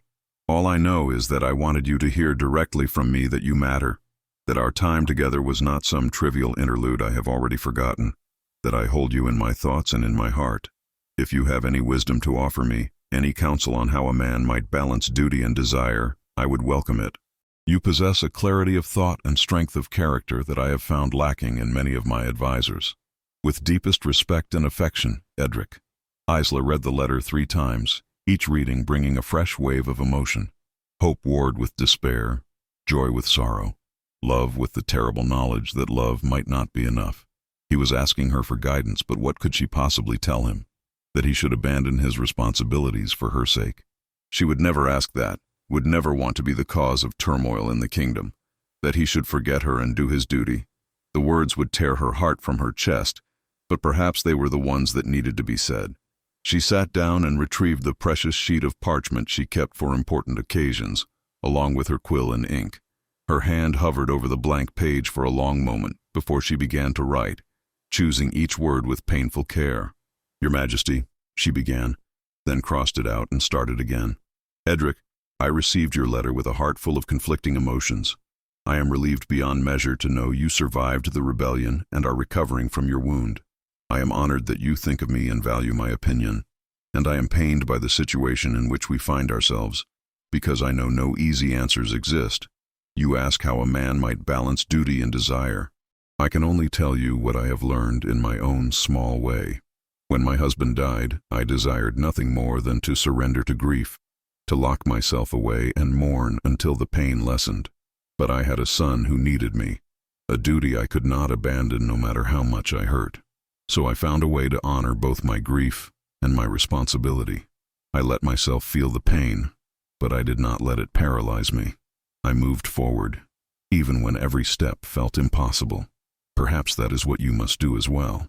You cannot simply ignore your feelings, pretend they do not exist, because that would be a betrayal of the man you truly are. But neither can you let those feelings override your judgment and jeopardize the kingdom you are sworn to protect. You must find a middle path, difficult as that may be. As for what you should do specifically about us, I cannot tell you. That choice must be yours alone. I will say only this. I would rather have had our brief time together and face its loss than never to have known you at all. You gave me back my son and showed me that my heart was not as dead as I believed. Whatever happens next, I will always be grateful for that. If you decide that duty must come first, I will understand. I will not think less of you for making the difficult choice, for putting the welfare of thousands above the happiness of two. That is what good rulers do, and you are a good ruler. But if you find a way to honor both duty and desire, if you prove strong enough and brave enough to forge a new path, then know that I will stand beside you and face whatever comes. Not because I seek power or position, I want none of that, but because I believe you are a man worth fighting for, a man worth the risks and challenges that loving him would entail. The choice is yours, Edric. Whatever you decide, I wish you wisdom, courage, and peace. Thomas sends his regards and asks me to tell you he practices his balance exercises every day and has not forgotten his promise to take care of me. With respect, affection, and hope, Isla. She sealed the letter and gave it to the waiting messenger, watching him ride away with a sense of having cast her fate to the winds. Now there was nothing to do but wait and see what response, if any, would come. Winter settled over Thornmere with brutal efficiency, bringing snow and ice and winds that howled through the village like wolves seeking prey. Isla kept busy maintaining her cottage and caring for Thomas, who had grown stronger and more energetic with each passing day. He attended the lessons offered by the village priest, learning his letters and numbers with an aptitude that surprised everyone, including Isla. In the evenings, she would find him carefully tracing the letters of Edric's name on his slate, or staring at the silver medallion and whispering questions she could not hear. More news filtered in from the capital as winter progressed. King Edric had made a full recovery from his wound and had presided over the trial of Lord Blackthorn, showing mercy to those who had been coerced into rebellion while delivering justice to those who had willingly betrayed their oaths. The nobility had begun pressing him about marriage, suggesting various eligible ladies from prominent families. There were rumors of a potential alliance with a northern house, of negotiations with a wealthy family from the south, of a possible match with a widowed duchess who controlled vast estates. Each rumor was a knife to Isla's heart, though she tried to maintain an appearance of indifference. She had told Edric she would understand if duty came first, and she had meant it.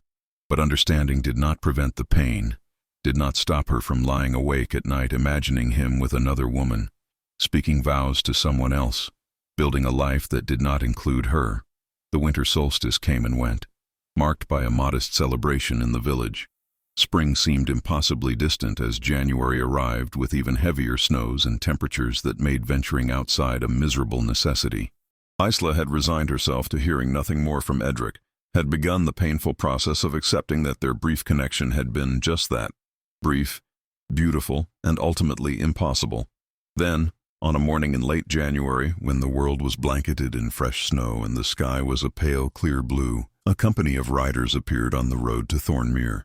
They were led by a man on a magnificent destrier, and even from a distance, Isla recognized the set of his shoulders and the way he sat his horse.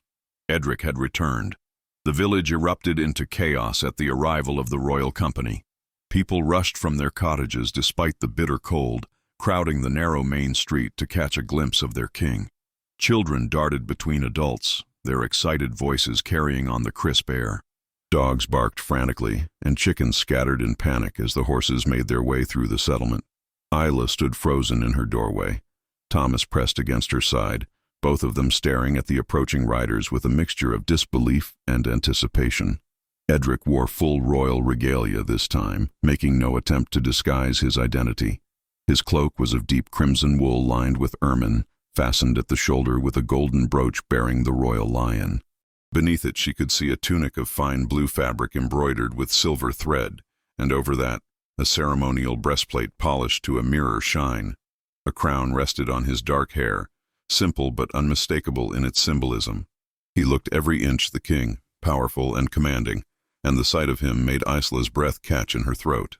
Behind him rode a dozen armed guards in royal livery, their armor gleaming even in the pale winter sunlight.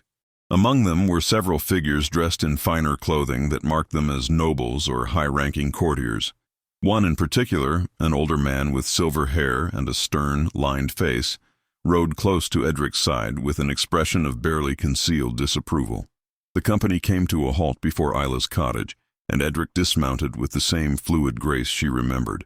His eyes found hers immediately, and the intensity in his gaze made her knees weak. He approached with deliberate steps, his boots crunching in the snow, and she saw that he favored his left shoulder slightly, the wound he had mentioned in his letter, still healing perhaps. "Mistress Merrick," Edric said, his voice carrying the formal tone appropriate for such a public occasion. "I have come to pay my respects and to thank you properly for the care and kindness you showed me during my previous visit to your village." Isla curtsied as well as she could with Thomas clinging to her skirts, her heart pounding so hard she was certain everyone could hear it. "Your Majesty honors us with your presence," she managed to say, her voice steadier than she had expected. "The honor is mine," Edric replied. Then, lowering his voice so only she could hear, he added, "We need to talk, privately." Before Isla could respond, Thomas broke free from her grasp and rushed forward, stopping just short of the king and executing a bow that would have been comical in its exaggerated formality if it had not been so endearing. "Your Majesty," Thomas exclaimed, his young voice bright with excitement. "You came back. I have been practicing my balance exercises just like you taught me, and I have kept your medallion safe every single day." Edric's stern royal demeanor cracked, a warm smile spreading across his face as he looked down at the boy. He dropped to one knee in the snow, heedless of his fine clothing, bringing himself to Thomas's eye level. "I am very glad to hear it, Thomas," he said, reaching out to ruffle the boy's dark curls. "And I am glad to see you looking so strong and healthy. You have grown since I saw you last. Mama says I am eating enough for 2 boys now," Thomas said proudly. "And I can read whole sentences. Would you like to hear?" "I would very much like to hear that," Edric said. "But first, I need to speak with your mother about some important matters. Perhaps afterward, you could show me what you have learned." Thomas nodded enthusiastically and returned to Isla's side, though his eyes remained fixed on the king with obvious adoration. The silver-haired nobleman who had ridden beside Edric now dismounted and approached, his expression making clear his opinion of this entire proceeding. "Your Majesty," the man said, his tone respectful but firm, "perhaps we should continue to the Lord's Manor where proper accommodations await. This is hardly an appropriate venue for—" "Lord Chancellor Pemberton," Edric interrupted, his voice pleasant but carrying an edge of authority that brooked no argument. "I will join you at the manor shortly. First, I have personal business to attend to here." Pemberton's jaw tightened, but he bowed stiffly. "As your Majesty wishes. We shall await you there." He cast a glance at Isla that was not quite hostile but certainly measuring, as though trying to determine what threat she might pose to the proper order of things. After the majority of the company departed for the Lord's Manor on the far side of the village, Edric was left with only 4 guards who positioned themselves at a discreet distance from the cottage. He gestured toward Isla's door. "May I come in?" he asked formally, as though they were strangers rather than 2 people who had shared intimate conversations by firelight. Isla nodded, stepping aside to allow him entry. The cottage seemed to shrink with his presence, the ceiling lower than she remembered, the walls closer together. His royal finery looked absurdly out of place among her simple furnishings, like a jewel set in rough iron. She gestured for him to sit at the table while she moved to the hearth to prepare tea, needing something to do with her hands to calm her nerves. Thomas hovered nearby, clearly torn between wanting to stay and listen and knowing he should probably give the adults privacy. Edric solved the dilemma for him. "Thomas," he said gently, "I noticed there are some fine icicles hanging from the eaves of your cottage. I once knew a boy who collected them and used them for sword practice. Perhaps you might gather a few while your mother and I talk, but stay where the guards can see you, please." Thomas needed no further encouragement. He grabbed his warmest cloak and dashed outside, already calling to the nearest guard to watch what he was about to do. Through the window, Isla could see him carefully breaking off icicles and executing clumsy sword forms with them, the guards watching with poorly concealed amusement. Once they were alone, the formal pretense dropped away. Edric stood and moved toward Isla, who remained by the hearth with her back to him, still fussing unnecessarily with the tea preparation. "Isla," he said softly, "please look at me." She turned slowly, pressing her back against the stones of the hearth as though they could provide support for what was to come. He stood only a few feet away, close enough that she could see the fine lines around his eyes, the shadow of beard along his jaw, the small scar on his chin that she had never noticed before. "I received your letter," Edric said. "I must have read it 100 times, weighing every word, searching for guidance in what you wrote." "And did you find it?" Isla asked, her voice barely above a whisper. "Yes and no," Edric admitted. "You told me I must find a middle path, that I should honor both duty and desire. For weeks I struggled to understand what that might mean. How could I possibly balance my obligations to the kingdom with what I feel for you? The two seemed utterly incompatible." "And now?" Isla prompted when he fell silent. "Now I realize I was asking the wrong question," Edric said, taking a step closer. "I was trying to figure out how to fit you into the life I already had, how to make you conform to the expectations and requirements of my position. But that was never going to work. What I needed to do was imagine a different kind of life entirely, one where I could be both the king my people need and the man I want to be." "I do not understand," Isla said, though hope was beginning to kindle in her chest like a small flame struggling against the wind. Edric reached into his tunic and withdrew a folded parchment, its edges sealed with wax. "This is a proclamation I intend to issue," he said. "It sets forth new laws regarding royal marriages, expanding the pool of acceptable candidates to include any woman of good character and virtue, regardless of birth or station. It cites historical precedent from other kingdoms and makes the case that strong character matters more than noble blood when choosing a queen." Isla stared at the document, her mind racing. "The nobility will be outraged," she said. "They will see it as a threat to their power and influence." "Some will," Edric agreed. "Lord Pemberton has already made his objections quite clear. But others, particularly the younger nobles who have seen how political marriages often end in misery and instability, have expressed support. And ultimately, I am the king. I have the authority to make such changes, especially after proving my strength by defeating Blackthorn's rebellion.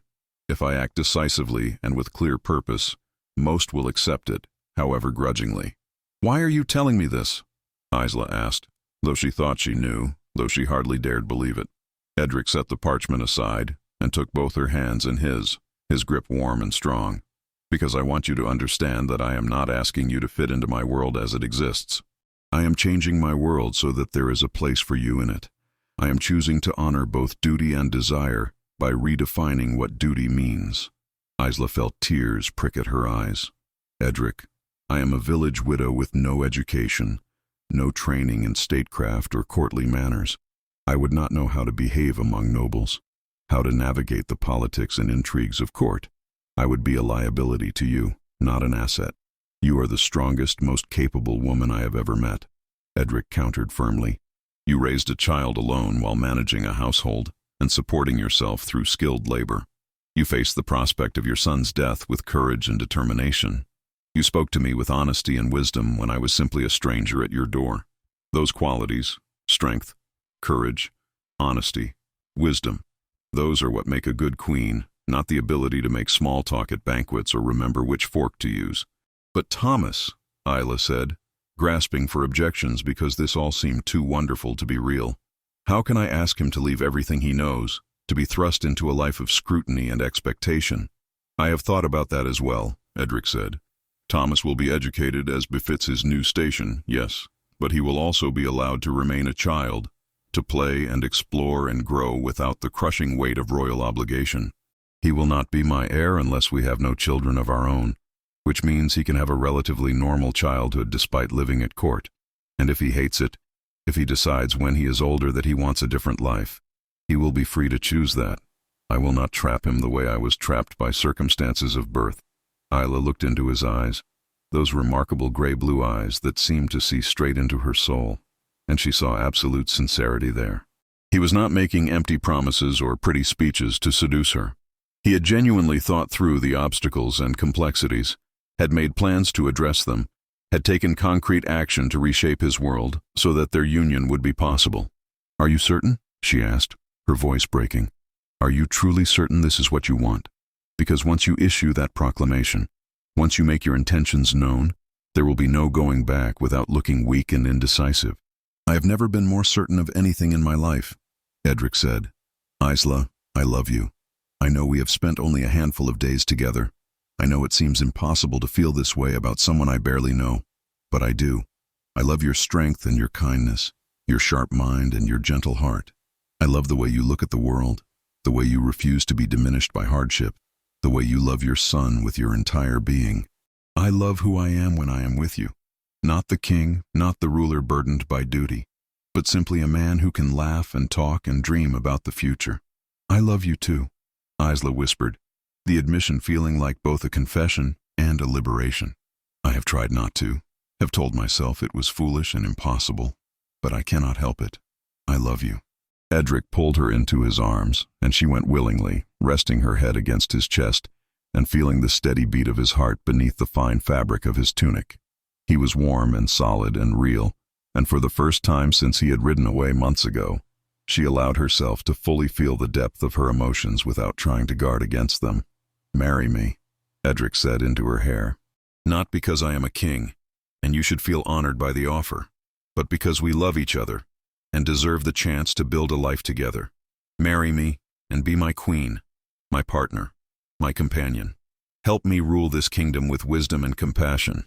Give me a reason to fight for a better future, not just for England but for us, for our family, for the life we could build together." Isla pulled back just enough to look up at him, tears streaming freely down her cheeks now.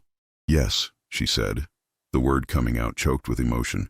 "Yes, I will marry you." Edric's face split into a grin of pure joy, and he lifted her off her feet, spinning her around in the small space of her cottage. She laughed through her tears, clutching his shoulders, feeling lighter than she had in years. When he set her down, he cupped her face in his hands and kissed her, a kiss that was tender and passionate and full of promise. They were interrupted by Thomas bursting through the door, brandishing a particularly large icicle like a sword.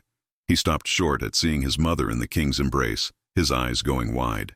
"Does this mean Edric is going to be my new papa?" Thomas asked with the blunt directness of childhood. Edric and Isla exchanged glances, then both laughed. Edric released Isla and turned to face the boy, his expression serious but warm. "If you will have me," Edric said. "I would be honored to be your father, Thomas. Not to replace the man your mother loved, but to stand beside his memory and help guide you as you grow." Thomas considered this for a moment, then nodded decisively. "I think that would be good. Papa would want Mama to be happy, and you make her happy. Plus, you can teach me to be a proper swordsman." "That I can certainly do," Edric agreed, ruffling the boy's hair affectionately. The rest of the day passed in a blur of activity and emotion. Edric returned to the Lord's Manor to inform his retinue of his decision, facing the expected resistance from Lord Pemberton and several other nobles with calm determination. He issued his proclamation regarding marriage law, making it clear that while he valued the counsel of his advisors, the ultimate decision regarding his queen was his alone to make. The news of the king's intention to marry a commoner spread through the kingdom like wildfire, igniting fierce debates in every corner of England. In the great halls of noble estates, lords and ladies argued passionately about the precedent this would set and what it might mean for the traditional structures of power. In village taverns and market squares, common folk whispered with a mixture of hope and disbelief that one of their own might ascend to the throne. Some saw it as a sign that King Edric truly understood and valued all his subjects, while others worried it would destabilize the delicate balance between nobility and crown. Isla found herself at the center of a storm she had never sought and was ill-prepared to weather. Within days of Edric's announcement, her quiet cottage was surrounded by guards for her protection, as threats both veiled and explicit arrived from those who viewed her elevation as an abomination against the natural order. Noble families who had daughters of marriageable age felt cheated of their opportunity to forge a connection with the throne. Ambitious lords who had hoped to manipulate a young, politically inexperienced queen found their plans thwarted by a woman who owed them nothing and had no reason to play their games. Lord Pemberton arrived at Isla's cottage 3 days after the announcement, his expression grave and his manner cool but respectful. He had requested an audience with her privately, and though Isla's instinct was to refuse, she recognized that she needed to understand the depth of opposition she would face if she was truly going to marry Edric. "Mistress Merrick," Pemberton began, settling himself at her humble table with obvious discomfort, "I come not as an enemy, but as someone who has served the crown for 30 years and has the kingdom's best interests at heart." "I do not doubt your loyalty to England, my lord," Isla replied carefully, pouring him ale with hands that trembled only slightly. "Though I suspect you doubt mine." Pemberton's eyebrows rose fractionally at her directness. "Your loyalty is not in question," he said. "Your suitability, however, is a different matter. You must understand, the Queen is not simply the king's wife. She is a symbol, a diplomatic tool, a bridge between the crown and the nobility. She must navigate complex political situations, maintain alliances, understand the intricate web of relationships and obligations that hold this kingdom together. These are skills that take years, even decades, to develop. And you believe I am incapable of learning them?" Isla asked, meeting his gaze steadily. "I believe the learning curve would be steep and the mistakes potentially catastrophic," Pemberton said bluntly. "A misstep in court protocol might seem trivial, but it could insult a powerful ally or embolden an enemy. A word spoken in ignorance could unravel carefully constructed treaties. His Majesty is young and, if you will forgive my saying so, prone to acting on emotion rather than careful calculation. He needs a queen who can provide wisdom born of experience and education, not one who will require constant guidance herself." Isla took a slow breath, considering her response. She could feel anger rising within her at the man's condescension, but she forced it down. Anger would prove his point, that she lacked the temperament for diplomacy. "You make valid points, Lord Pemberton," she said finally. "I would be foolish to deny my lack of formal education or courtly training, but I would ask you to consider something. You speak of the Queen as a political instrument, a tool to be wielded for the kingdom's benefit. Is that truly what England needs? Another noble lady schooled in pretty words and empty gestures, who knows how to curtsy properly but has never felt real hardship, never understood what life is like for the vast majority of the king's subjects." Pemberton frowned, but he did not interrupt, so Isla continued. "I cannot quote philosophers or speak multiple languages. I do not know the bloodlines of every noble house or the history of every ancient treaty, but I know what it is to struggle, to make impossible choices between bad options, to sacrifice everything for those you love. I know what the king's policies mean to people like me, how taxes and laws affect actual lives rather than abstract populations. Perhaps that knowledge has value too." "Perhaps," Pemberton conceded grudgingly. "But knowledge alone is not enough. You would need teachers, advisors, people willing to instruct you in the countless details that govern court life. And you would need to be humble enough to accept such instruction without resentment." "I am willing to learn," Isla said firmly. "I have never been too proud to admit ignorance or ask for help. When my husband died, I did not know how to manage our finances or negotiate with merchants or tend to the many tasks he had always handled. But I learned, because I had to, because Thomas needed me to be strong enough and smart enough to keep us fed and housed. I will learn what I need to learn now, for the same reason, because the people I love depend on me to rise to the challenge." Pemberton studied her for a long moment, his shrewd eyes taking in her earnest expression and the set of her jaw. Finally, he nodded slowly. "Very well, Mistress Merrick. I will not stand in the way of His Majesty's decision, though I maintain my reservations. But I will offer you this. If you are sincere in your willingness to learn, I will personally undertake your education in matters of statecraft and court protocol. It will not be easy, and I will not coddle you or pretend understanding when you are confused. But if you can prove yourself capable of learning what you need to know, I will support your marriage publicly and work to bring other skeptical nobles around to acceptance." Isla felt a wave of relief wash over her. Having the Lord Chancellor as an ally, or at least not an active enemy, would make an enormous difference. "Thank you, my lord. I accept your offer gratefully." "Do not thank me yet," Pemberton said dryly. "You may come to curse my name before we are through. I am known for being a demanding teacher." Over the following weeks, Isla's life transformed completely. Edric had insisted she move to the regional lord's manor for her safety and to begin her preparation for life at court, though he had been careful to ensure that Thomas came with her and that they were given comfortable private quarters. The manor was the largest building Isla had ever been inside, with soaring ceilings, tapestries that depicted scenes from England's history, and servants who seemed to materialize whenever anything was needed. Thomas adapted to the change with the resilience of childhood, delighting in the manor's extensive grounds where he could explore under the watchful eyes of guards who had been instructed to let him play freely while keeping him safe.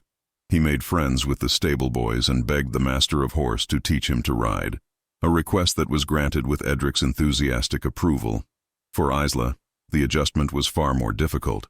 Lord Pemberton began her education immediately, and he had not exaggerated about his demanding nature. Every morning before dawn, she sat with him in the manor's library, learning to read and write with greater proficiency, studying maps of the kingdom and its neighboring lands, memorizing the names and relationships of the major noble houses. He drilled her on proper forms of address, on the subtle distinctions between different ranks of nobility, on the protocol for various court ceremonies and events. In the afternoons, she studied with Lady Catherine, the wife of the regional lord, who taught her about fashion and deportment. Isla learned how to walk with the gliding grace expected of nobility, how to sit properly in elaborate gowns, how to manage the complex layers of clothing that would be required at court. She practiced with different styles of dress, learning which colors and cuts were appropriate for which occasions, understanding the silent language of fashion that communicated status and allegiance.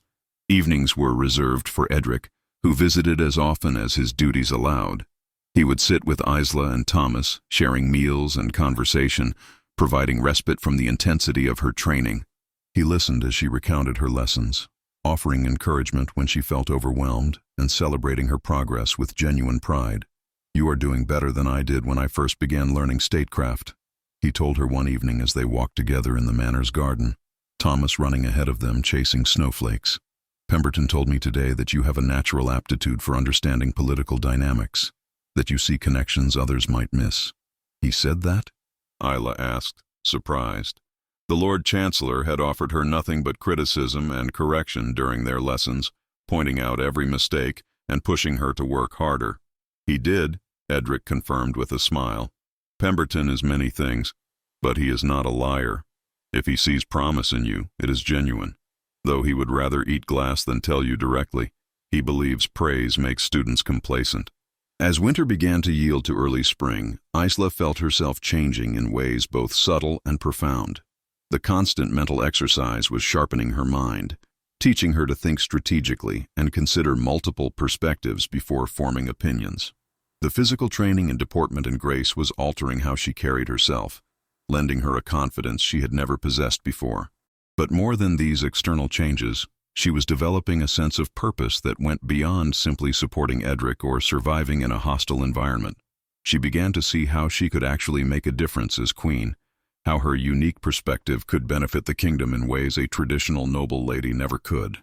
During her lessons with Pemberton, she asked questions about policies affecting common people, pointing out unintended consequences that the nobility had never considered because they lived so far removed from the daily struggles of their subjects. To her surprise, Pemberton often paused to consider her observations, sometimes even making notes to bring certain issues to the king's attention. One particularly significant moment came during a discussion about tax policy. Pemberton was explaining the rationale behind various levies and tariffs when Isla interrupted with a question. "But my lord, has anyone considered how these taxes interact with each other? A farmer pays tax on his land, then tax on the grain he produces, then fees to use the mill, then more tax when he sells at market. Each individual tax might seem reasonable, but together they can consume more than half his profit, leaving barely enough to feed his family and nothing to save for bad years." Pemberton had frowned, his fingers drumming on the table as he thought. "That is an excellent point. The taxes were implemented at different times by different administrations, and no one has examined their cumulative effect. This is exactly the kind of insight His Majesty needs. Someone who understands how policies affect actual people rather than theoretical economic models." News of her progress began to spread, both through official channels and through gossip. Some nobles who had been vocal opponents of the match started to moderate their positions, willing to at least give her a chance to prove herself. Others remained hostile, seeing her as a threat to their power and privilege regardless of her capabilities. There were even a few assassination attempts, though they were poorly planned and easily thwarted by the enhanced security surrounding her. The most serious opposition came from Lady Helena Thornwood, a widowed duchess who controlled vast estates in the south, and who had been the leading candidate for Edric's hand before Isla entered the picture. Helena was beautiful, educated, wealthy, and connected to half the noble houses in England through blood or marriage. She had expected to become queen, and she did not accept her displacement gracefully. She arrived at the manor in early March, ostensibly to pay her respects to the future queen, but actually to assess her rival and, if possible, undermine her position. Isla met her in the manor's receiving room, acutely aware that this encounter could have significant consequences. Lady Helena was everything Isla was not. Tall and willowy, where Isla was average height and more solidly built, with pale blonde hair elaborately styled where Isla's dark chestnut locks were simply but elegantly arranged, dressed in a gown of silk and velvet that cost more than Isla's cottage and everything in it. She moved with the unconscious grace of someone born to privilege, and her smile was polite but did not reach her cold blue eyes. "Mistress Merrick," Helena said, her voice melodious and perfectly modulated. "How kind of you to receive me. I have been so curious to meet the woman who has captured our dear king's heart." "Lady Thornwood," Isla replied, rising from her seat and curtsying with the precision Pemberton had drilled into her. "You honor me with your visit. Please sit. May I offer you refreshment?" They engaged in the elaborate dance of polite conversation, speaking of inconsequential matters while studying each other intently. Helena asked about Isla's lessons and her adjustment to life at the manor, her questions seemingly innocent but designed to expose any weaknesses or gaps in Isla's education. "I understand you are learning to read," Helena said at one point, her tone suggesting this was something quaint and mildly amusing. "How wonderfully ambitious of you. I myself have been reading since I was 4 years old. My father insisted all his children be educated. Have you attempted any of the great philosophical works yet? I find Aristotle to be particularly enlightening on matters of governance." "I have not yet had the opportunity," Isla admitted honestly. "My studies have focused on more immediately practical matters, the structure of our government, the relationships between noble houses, the history of England and its neighbors. But I look forward to broader reading when time permits." "Of course," Helena said with a sympathetic smile that was anything but. "One must walk before one can run, as they say. I am certain that with enough time and effort, you might achieve a rudimentary understanding of the complexities involved in queenship. Though I confess I worry whether there will be sufficient time before the wedding. Surely His Majesty does not intend to rush into marriage before you are properly prepared." Isla felt her temper beginning to rise but controlled it carefully. She recognized Helena's tactics. The woman was trying to make her feel inadequate, to undermine her confidence, and perhaps provoke an emotional outburst that would confirm all the nobility's worst assumptions about common-born people being unsuitable for positions of power. "The king and I have not yet set a date," Isla said calmly. "We both recognize the importance of proper preparation. However, I would point out that no amount of time could fully prepare anyone for the responsibilities of queenship. Even you, Lady Thornwood, with all your education and experience, would find yourself facing new challenges and unexpected situations. The question is not whether one knows everything beforehand, but whether one has the character and determination to learn and adapt as circumstances require." Helena's smile tightened almost imperceptibly. "How very philosophical. You may make a scholar yet, Mistress Merrick." Their conversation continued for another half-hour, a verbal fencing match where every comment carried multiple meanings, and every response had to be carefully calculated. By the time Helena departed, Isla felt exhausted, as though she had been engaged in physical combat rather than mere conversation. That evening, when Edric arrived for his regular visit, Isla recounted her encounter with Lady Helena in detail. They sat together in the private solar that had been set aside for her use, a fire crackling in the hearth while Thomas slept peacefully in the adjoining chamber.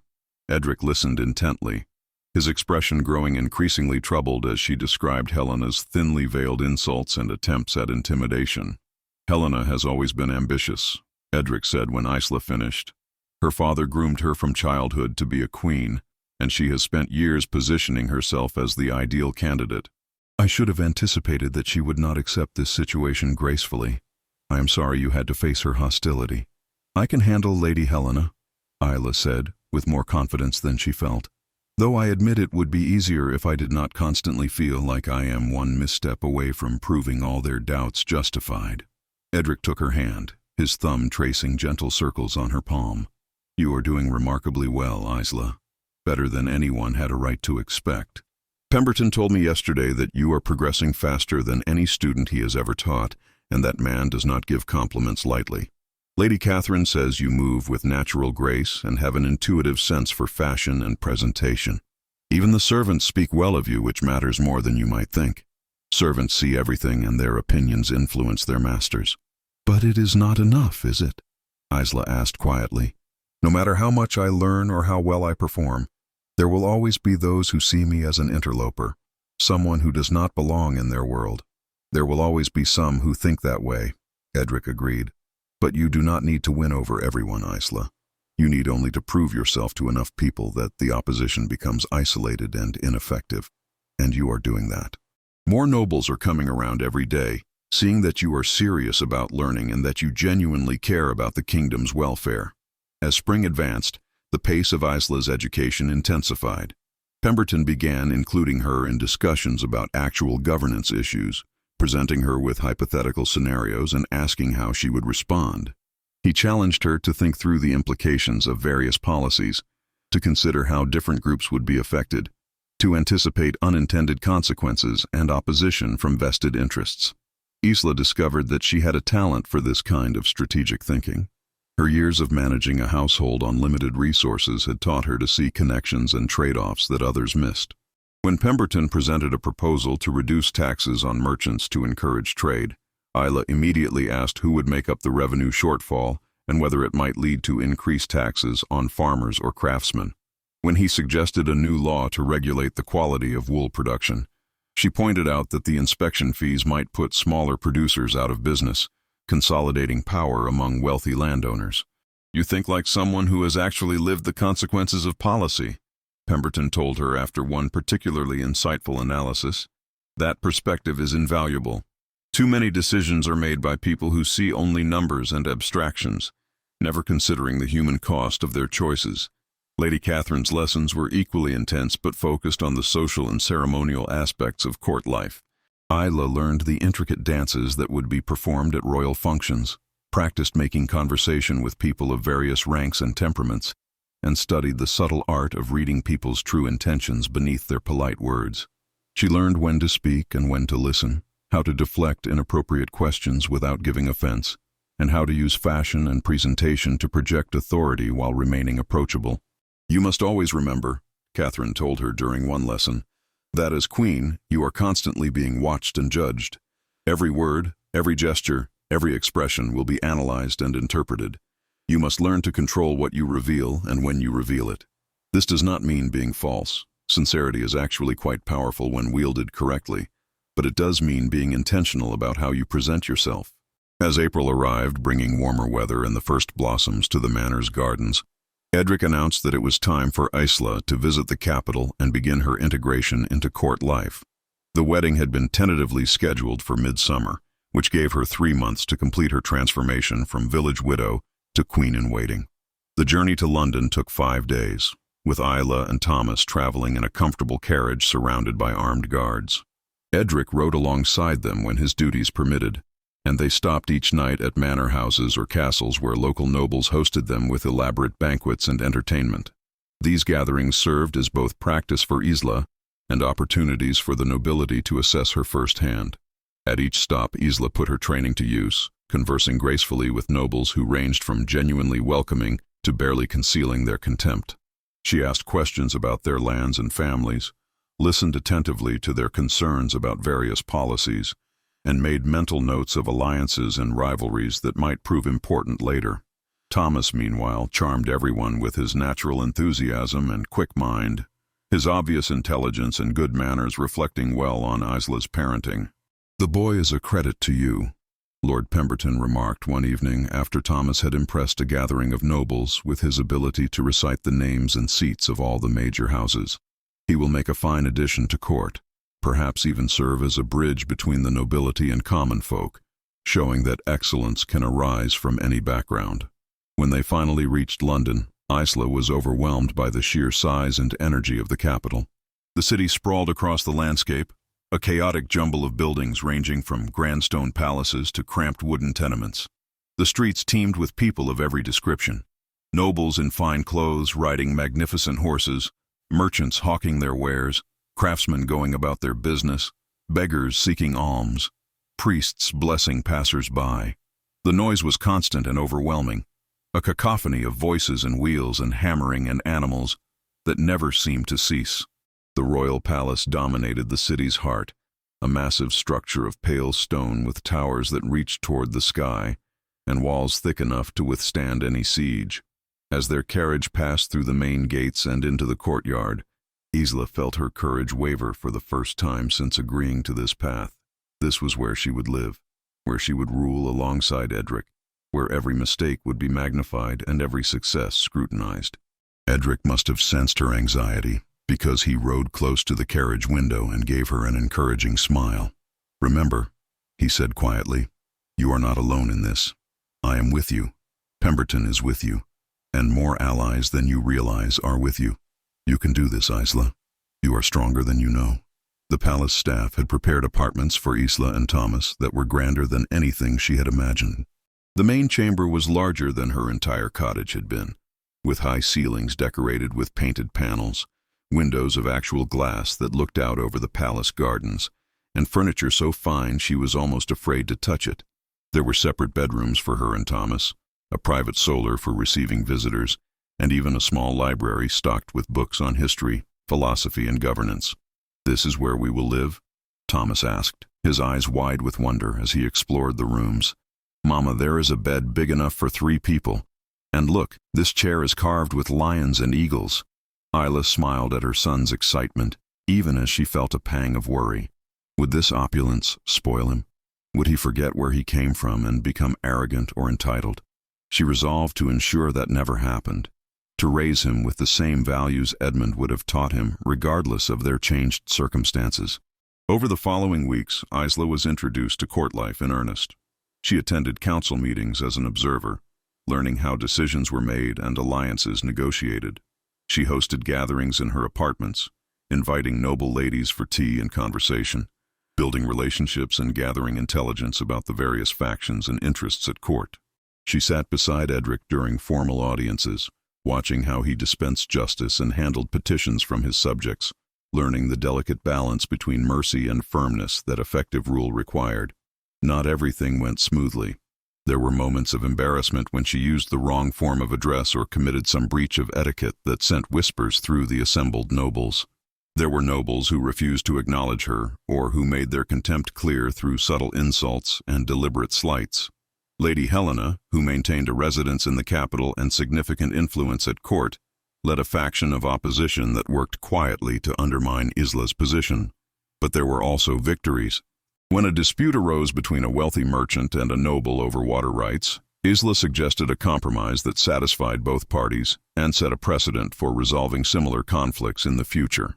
When a delegation of craftsmen petitioned the king for relief from certain guild regulations, Isla helped Edric understand their concerns in a way his noble advisors had failed to do, leading to reforms that benefited thousands of workers while maintaining necessary quality standards. Most importantly, the common people of London began to embrace her as one of their own, who had risen to prominence. When she rode through the city streets, crowds gathered to see her, calling out blessings and good wishes. Merchants offered her goods at reduced prices, though she always insisted on paying fair value. Mothers brought their children to see her, pointing her out as an example of what was possible with determination and good character. "The people love you," Edric told her one evening as they stood together on a balcony overlooking the city. "They see you as proof that I truly care about them, that I value common folk enough to make one of them my queen. That goodwill is more valuable than all the noble alliances in the world." As midsummer approached, preparations for the royal wedding intensified.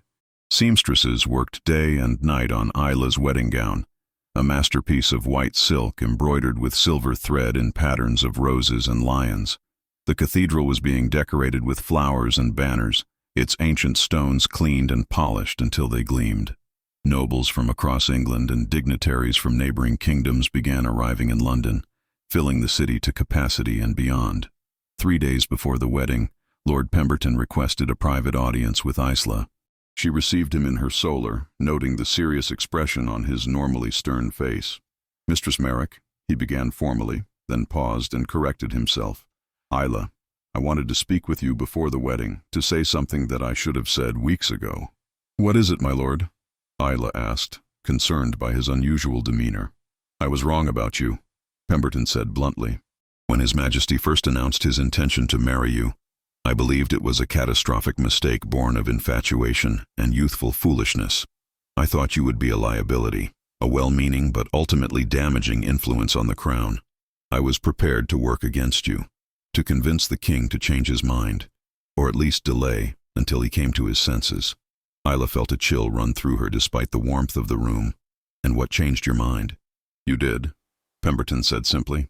"Your intelligence, your dedication, your willingness to learn and to admit when you do not know something, your genuine concern for the kingdom's welfare rather than personal advancement, your ability to see problems from perspectives the nobility cannot access because of their privileged positions. You have proven yourself to be exactly what England needs, a queen who understands both the heights and depths of society, who can bridge the gap between nobility and common folk, who brings wisdom born of actual hardship rather than theoretical study." Isla felt tears prick at her eyes. "Thank you, Lord Pemberton. That means more to me than you can know, coming from you. I wanted you to hear it before the wedding," Pemberton continued, "because there will be challenges ahead. Helena and her faction have not given up, and they will look for any opportunity to create trouble. Some nobles will never fully accept you regardless of your accomplishments. You will face criticism and opposition for years to come, but I want you to know that you have earned your place, Isla. You belong here, not because the king loves you, though he does, but because you have the character and capability to be an excellent queen." The morning of the wedding dawned bright and clear, summer sunshine streaming through the palace windows and birds singing in the gardens. Isla woke early, her stomach fluttering with nervousness and excitement. Lady Catherine and a small army of servants arrived to help her prepare, transforming her over the course of 3 hours into a vision of royal beauty. The wedding gown fit perfectly, its white silk seeming to glow in the morning light. Her hair was arranged in an elaborate style woven with pearls and small white roses, and a delicate circlet of silver rested on her brow. Not yet a crown, but a symbol of what was to come.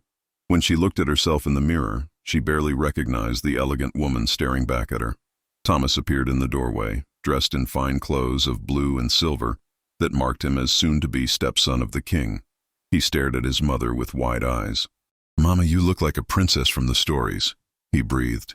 "And you look like a young lord," Isla replied, kneeling carefully in her elaborate gown to embrace him. "Are you ready for this, my darling? Are you certain this is what you want?" "I am ready," Thomas said with the confidence of youth. "Edric will be a good father, and you will be the best queen England has ever had. I am not worried at all." The ceremony took place in the Grand Cathedral, witnessed by hundreds of nobles and dignitaries packed into the ancient building. The common people of London filled the streets outside, craning for any glimpse of the proceedings and cheering whenever the cathedral doors opened. Isla walked down the long aisle on Lord Pemberton's arm, at her request, as the man who had taught her everything she needed to know about her new role.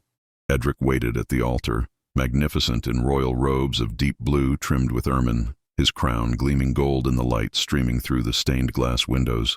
When their eyes met, his face broke into a smile of pure joy that made her heart soar. This was real. This was happening. Against all odds and expectations, she was about to marry the King of England. The Archbishop conducted the ceremony with solemn dignity, his voice echoing through the cathedral as he spoke the ancient words that would bind them together. Isla repeated her vows in a clear, steady voice, promising to love and honor Edric, to stand beside him in ruling the kingdom, to be faithful and true for as long as they both lived. Edric's vows rang out just as clearly, his eyes never leaving her face as he pledged himself to her before God and the assembled witnesses. When the archbishop pronounced them husband and wife, the cathedral erupted in cheers that were echoed by the crowds outside. Edric pulled Isla into his arms and kissed her thoroughly, propriety forgotten in the joy of the moment. When they finally parted, both laughing breathlessly, the archbishop placed a crown upon Isla's head, lighter and more delicate than Edric's, but no less significant. "I present to you," the archbishop announced in a voice that carried to every corner of the cathedral, "King Edric and Queen Isla of England." The celebration that followed lasted 3 days, with banquets and tournaments and entertainments of every description. Nobles who had opposed the match found themselves swept up in the general jubilation, and even Lady Helena managed a stiff congratulation when courtesy demanded it.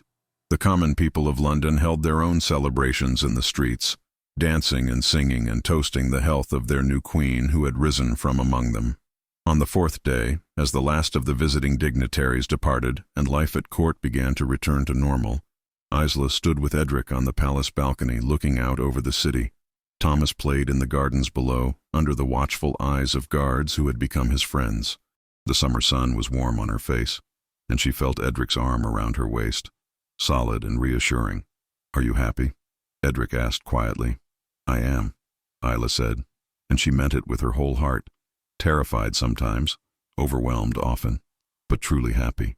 "I never imagined my life could be like this when I was kneeling in those ruins praying for Thomas's life. That prayer brought me to you," Edric said, pressing a kiss to her temple. "And through you I found not just love but purpose. You have made me a better king, Isla. You remind me every day why I do this, who I serve, what truly matters. We will face challenges ahead," Isla said, thinking of Lady Helena's faction and the nobles who still doubted her, and the countless complexities of ruling a kingdom. "This is only the beginning." "Yes," Edric agreed, "but we will face them together. You are my queen, my partner, my love. Whatever comes, we will meet it side by side." As if to punctuate his words, Thomas's laughter rang out from the garden below, bright and joyful and full of life. Isla smiled, remembering how close she had come to losing him, how desperate and alone she had felt that terrible night in the storm. She had prayed for a miracle, and the next day a king in disguise had knocked at her door. But the real miracle, she realized now, was not just Thomas's recovery, or even her unlikely elevation to queen. The real miracle was finding love when she had thought her heart too damaged to open again, discovering strength she had not known she possessed, and proving that character and determination mattered more than birth or station. The real miracle was the future that lay ahead, full of challenges certainly, but also full of hope and possibility and love. "I love you," she told Edric, turning in his embrace to face him fully. "And I love you," he replied, his gray-blue eyes reflecting the summer sky. "My queen, my Isla." They kissed as the sun climbed higher over London, as their kingdom spread out before them in all its complexity and beauty, as Thomas's laughter continued to echo from the gardens. And in that moment, surrounded by love and standing on the threshold of their shared future, Isla knew with absolute certainty that she was exactly where she was meant to be. The woman who had prayed desperately in the rain for her sick son had become Queen of England, not through ambition or scheming, but through courage, love, and an unwavering commitment to being her best self. Her story would be told for generations, not as a fairy tale of a commoner who married a king, but as a testament to the truth that greatness can arise from anywhere, that love transcends all boundaries, and that sometimes prayers are answered in ways we could never have imagined. And so their life together truly began, king and queen, partners in love and duty, facing whatever challenges the future might bring with the strength that comes from choosing each other freely and completely. The kingdom had never seen such a union, and England would be forever changed by the wisdom and compassion of a queen who never forgot where she came from or the people she represented. In the years that followed, Queen Isla would prove herself one of England's greatest monarchs, beloved by common folk, and eventually respected even by the nobility who had initially opposed her. She would bear Edric 3 more children while raising Thomas to be a wise and compassionate man who served the kingdom with distinction. She would implement reforms that improved the lives of thousands, using her unique perspective to bridge the gap between rich and poor. powerful and powerless. But all of that lay ahead. For now, in this perfect moment, she was simply Isla, wife, mother, and queen, standing beside the man she loved and looking forward to the life they would build together, one day at a time, with faith, hope, and love guiding every step of their journey.